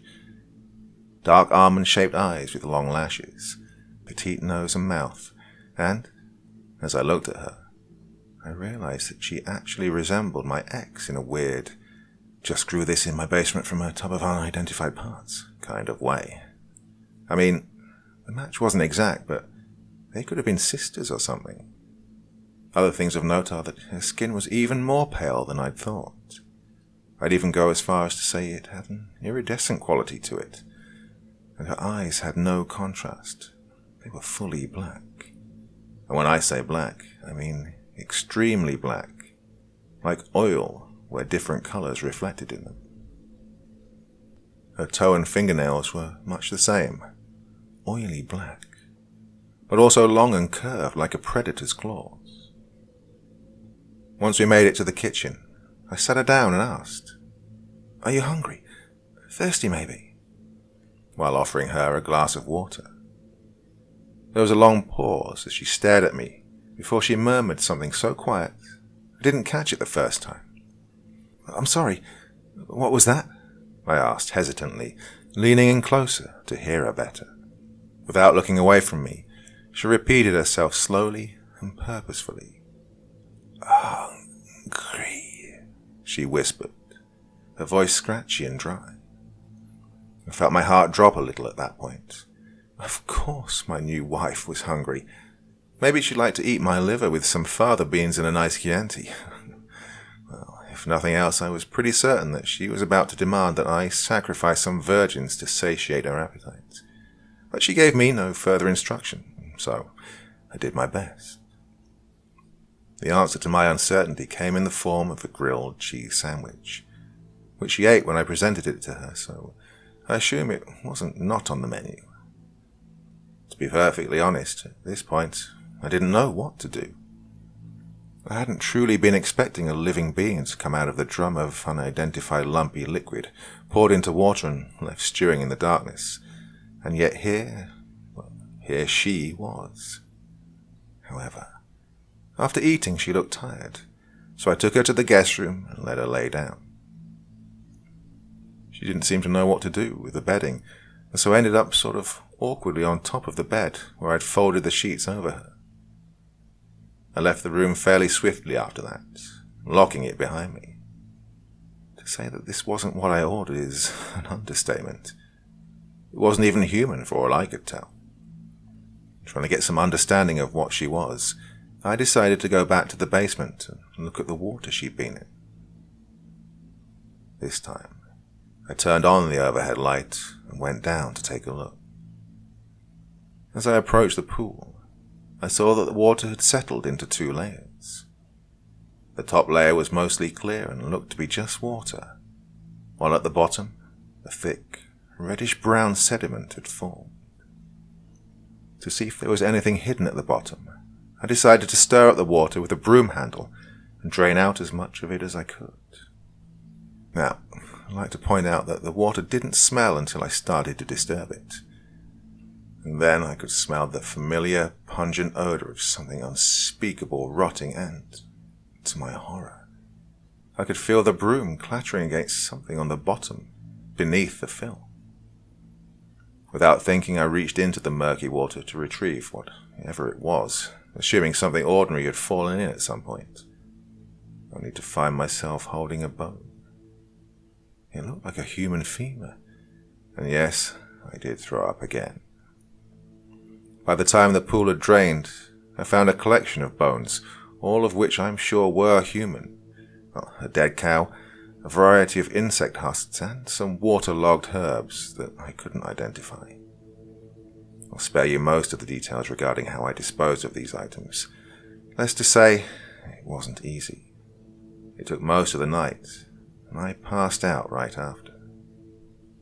I woke the next morning to the sound of my surround sound TV blasting out adverts, and I sprang up to check the guest bedroom. When I reached the door, it was open, the lock broken, and she wasn't anywhere to be seen.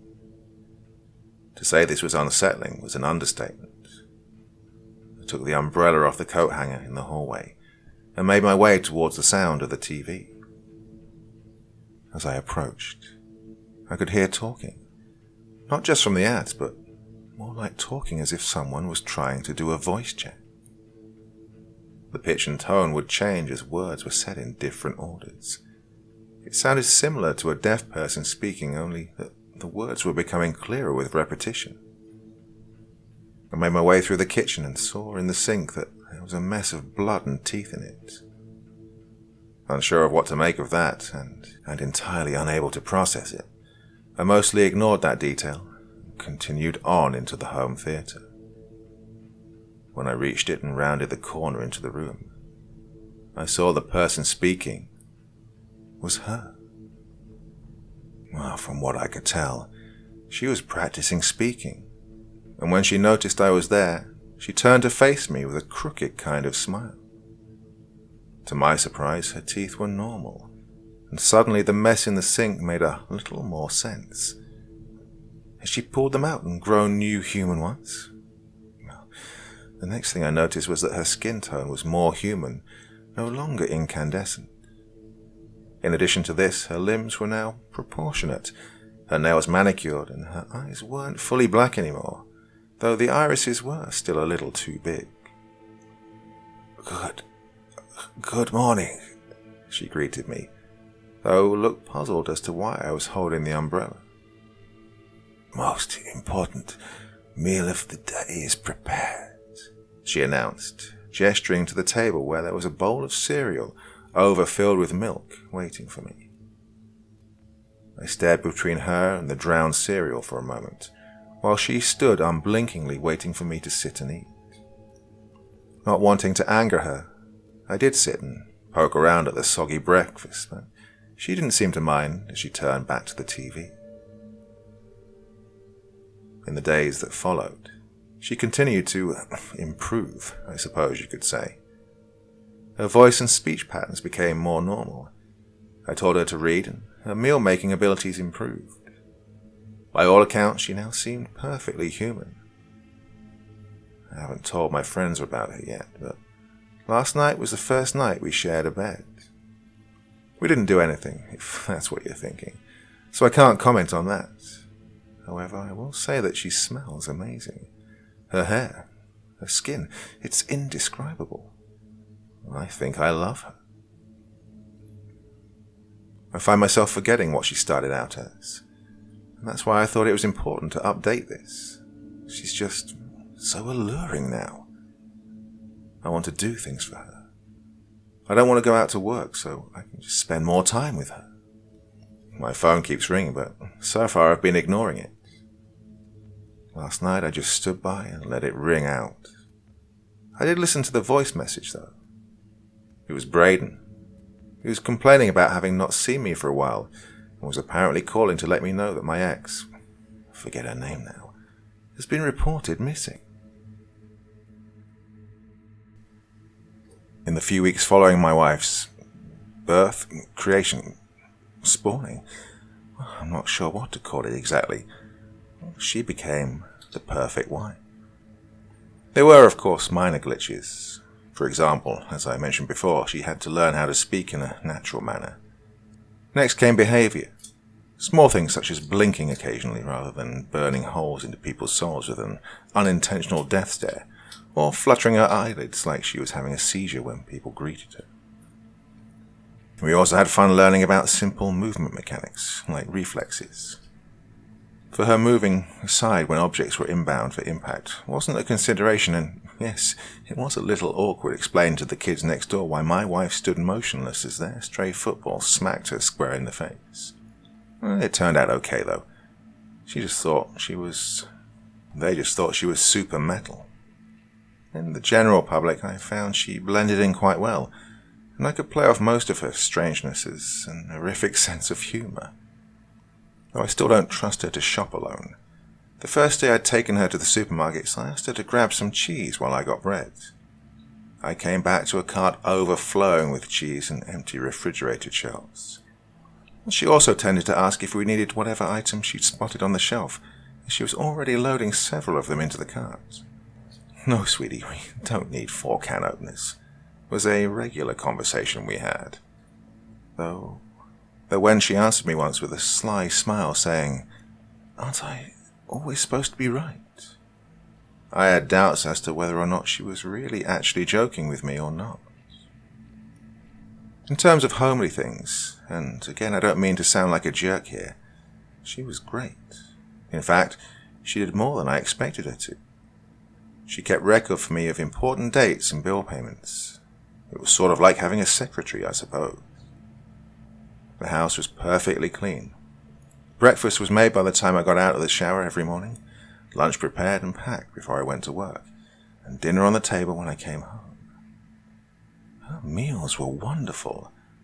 The first few were a little charred for sure, but a few cooking shows later, and she was a master chef.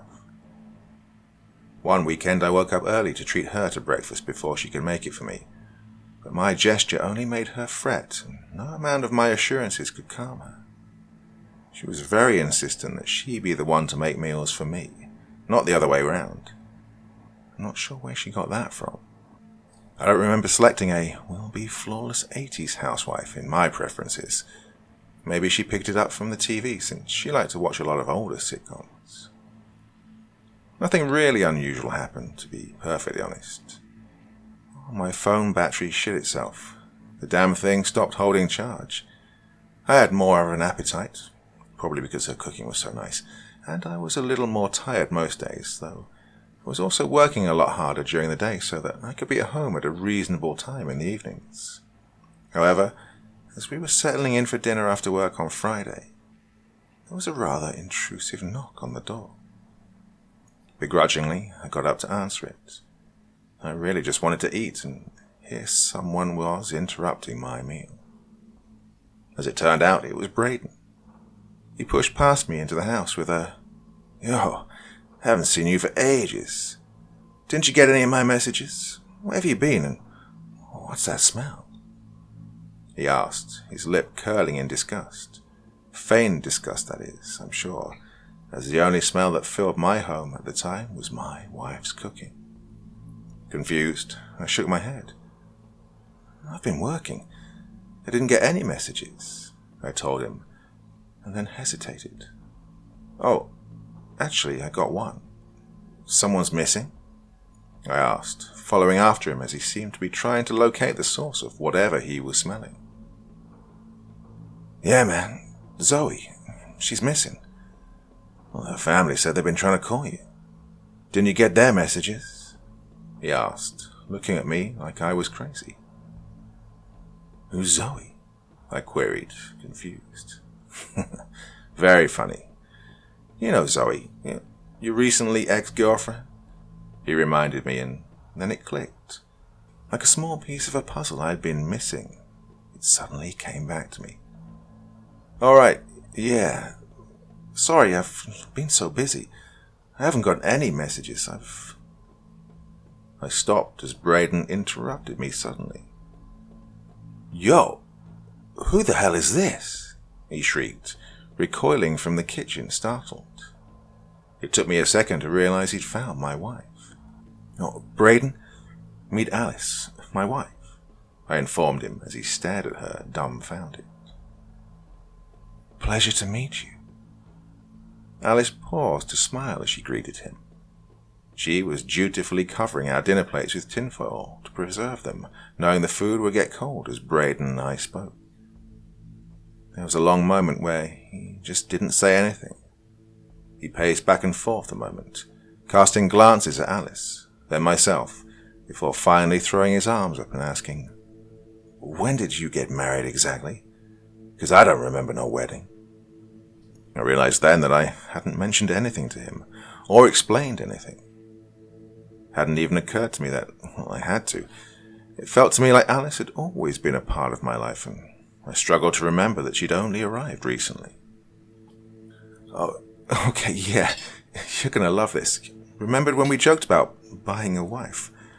Well, I got an email advertising wives. I clicked on it and..." I gestured to my wife. Well, she arrived. Marriage papers included. All I had to do was sign them. In my explanation, I, of course, left out the whole "brewed in my basement" thing. He paused again. "Hold up. You mean to say you clicked on some dodgy-ass email, ordered a wife online, and this is what you got?" "Yeah, I mean, it was more involved than that, but yeah, that's basically it." I agreed with a nonchalant shrug, though he didn't seem at all reassured. "Oh man, you gotta get rid of it, that thing. It ain't right. She looks like Zoe and she's missing." "That's a big fat no, brother," he warned, shaking his head at me and backing away from Alice. His reaction, I thought, was unreasonable. I have to get rid of it, that thing? Who did he think he was talking about? Alice was a person with rights and feelings, and I wasn't going to put up with that kind of rudeness towards my wife. I asked him to leave, telling him as he went that he wasn't welcome back until he apologized. Well, he didn't seem too fussed. "I'm telling you, it ain't right. Take her to the police or something. Just drop her off somewhere. Ain't nothing good comes from scam emails," he ranted on his way to the door. "I'll be watching what she's feeding you. Oh, you look a little thin, too," he added. Seriously not funny. was all I said in return through my teeth. I was angry, unbelievably angry. I'd never been angry like this before. Part of me genuinely wanted to kill him as I slammed the door shut behind him. Where has all that anger even come from? It wasn't like me. Alice and I made love for the first time that night. Something about all the strong emotions put me in the mood, and it seemed that she just fell out of her clothes.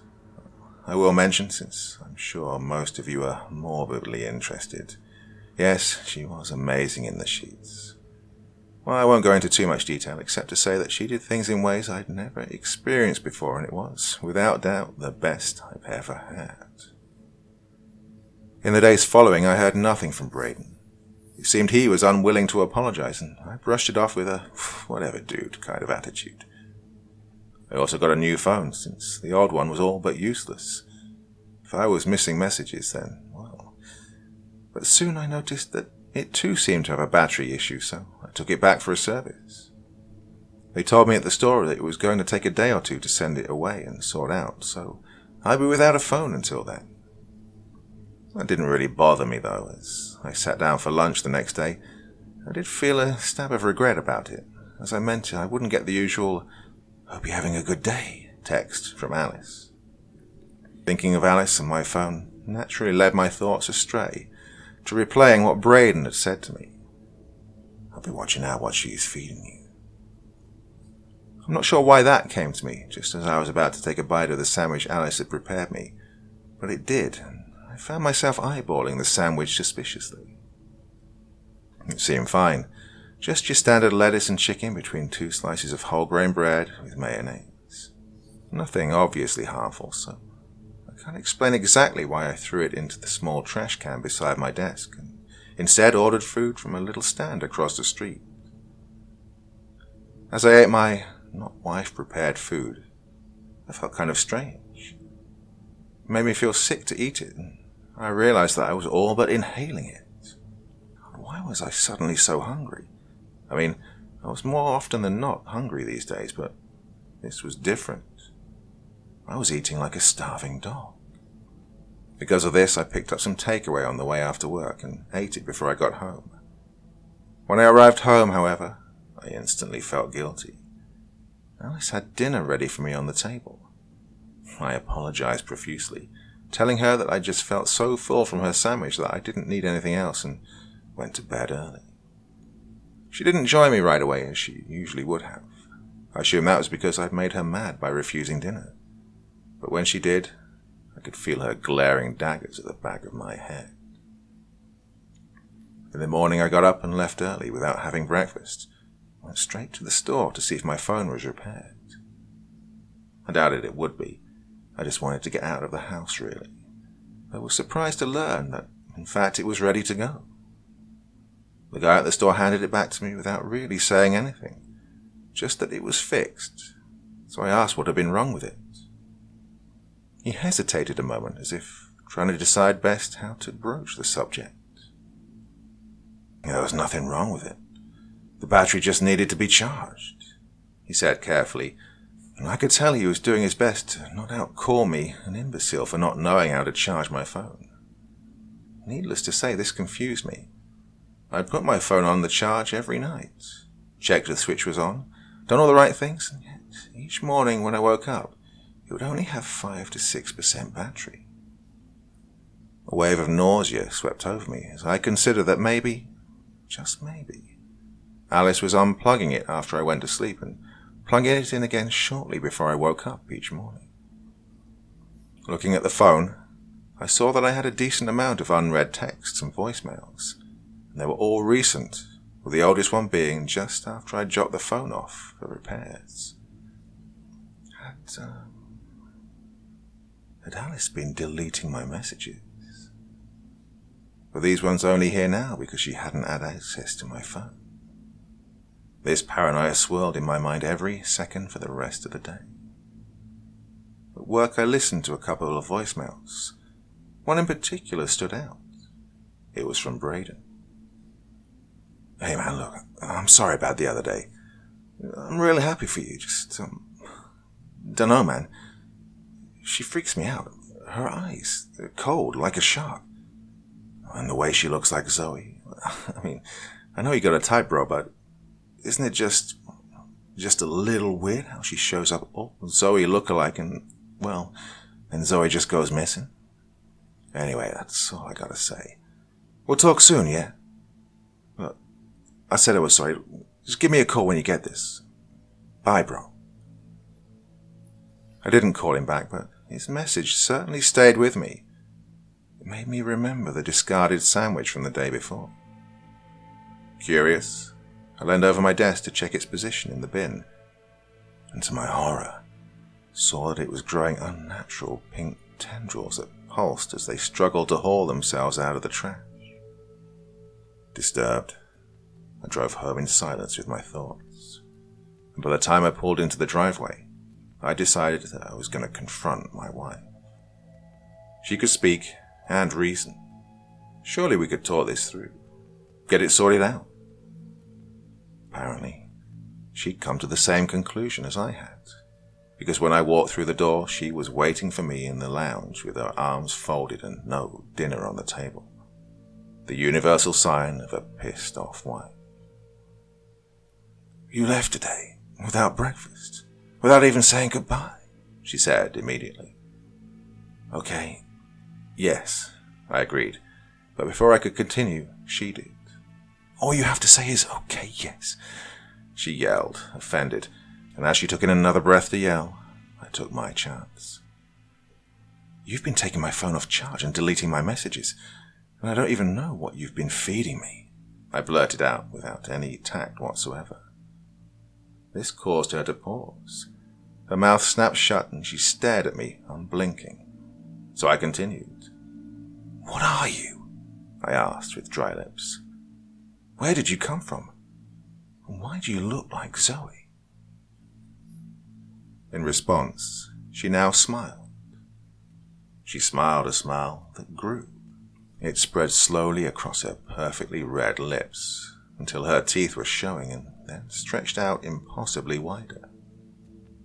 I heard the skin on either side of her lips tear as her head tilted back at a right angle and her jaw began to open impossibly wide, revealing the inside of her mouth to be lined with rows of curved teeth leading down into the black abyss of her throat.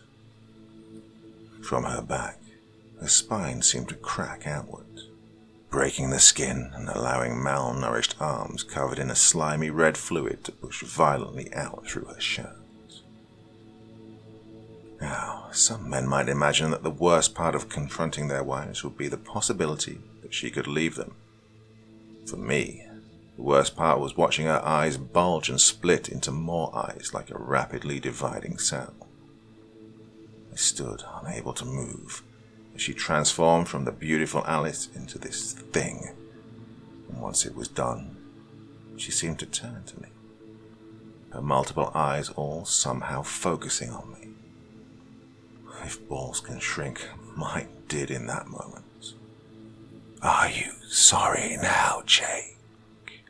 my wife demanded in a mocking tone, her voice no longer sweet but deep and raspy. I tried to answer her, but my mouth was too dry to form words. Around me I noticed that the walls of my home were covered in fleshy webs. I understood then that she was a parasite grown from a putrid recipe, and finally I was able to speak.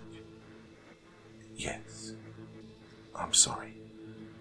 I'm very sorry," I whispered, and this time I knew what I was apologizing for. I was apologizing for ordering her online, for growing her in my basement, for ever daring to have raised my voice to her. It was an agonizingly long moment before the word came to me. "Good," she purred, low and long, her form now clicking back into place with a sickening set of cracks and snaps to return to the woman I'd become accustomed to see. "You'll be a husband to me. I look like Zoe because she was your optimum match, and her nutrients feed me well." She now answered my questions politely, as her tattered clothes reminded me of what she could become if I displeased her. Right. Yeah, that makes sense, I agreed, unsure of what else to do. My mind couldn't quite accept that I may have poured my ex's bones into a broth of whatever else to make this thing that now stood before me. Oh, and Jake, if you had a problem with my cooking, you only had to say so, she said pleasantly, with a smile that made me flinch. I'll see what I can do to change it. Marriage is hard. As it stands, I have 4 years, 10 months, and 2 weeks of marriage contract left.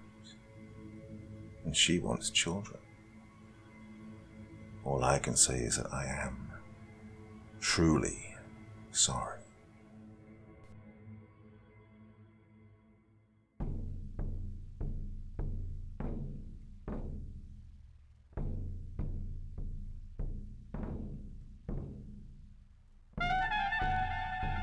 And so once again, we reach the end of tonight's podcast. My thanks as always to the authors of those wonderful stories, and to you for taking the time to listen. Now, I'd ask one small favor of you. Wherever you get your podcast from, please write a few nice words and leave a 5-star review, as it really helps the podcast. That's it for this week, but I'll be back again same time, same place, and I do so hope you'll join me once more. Until next time, sweet dreams and bye-bye.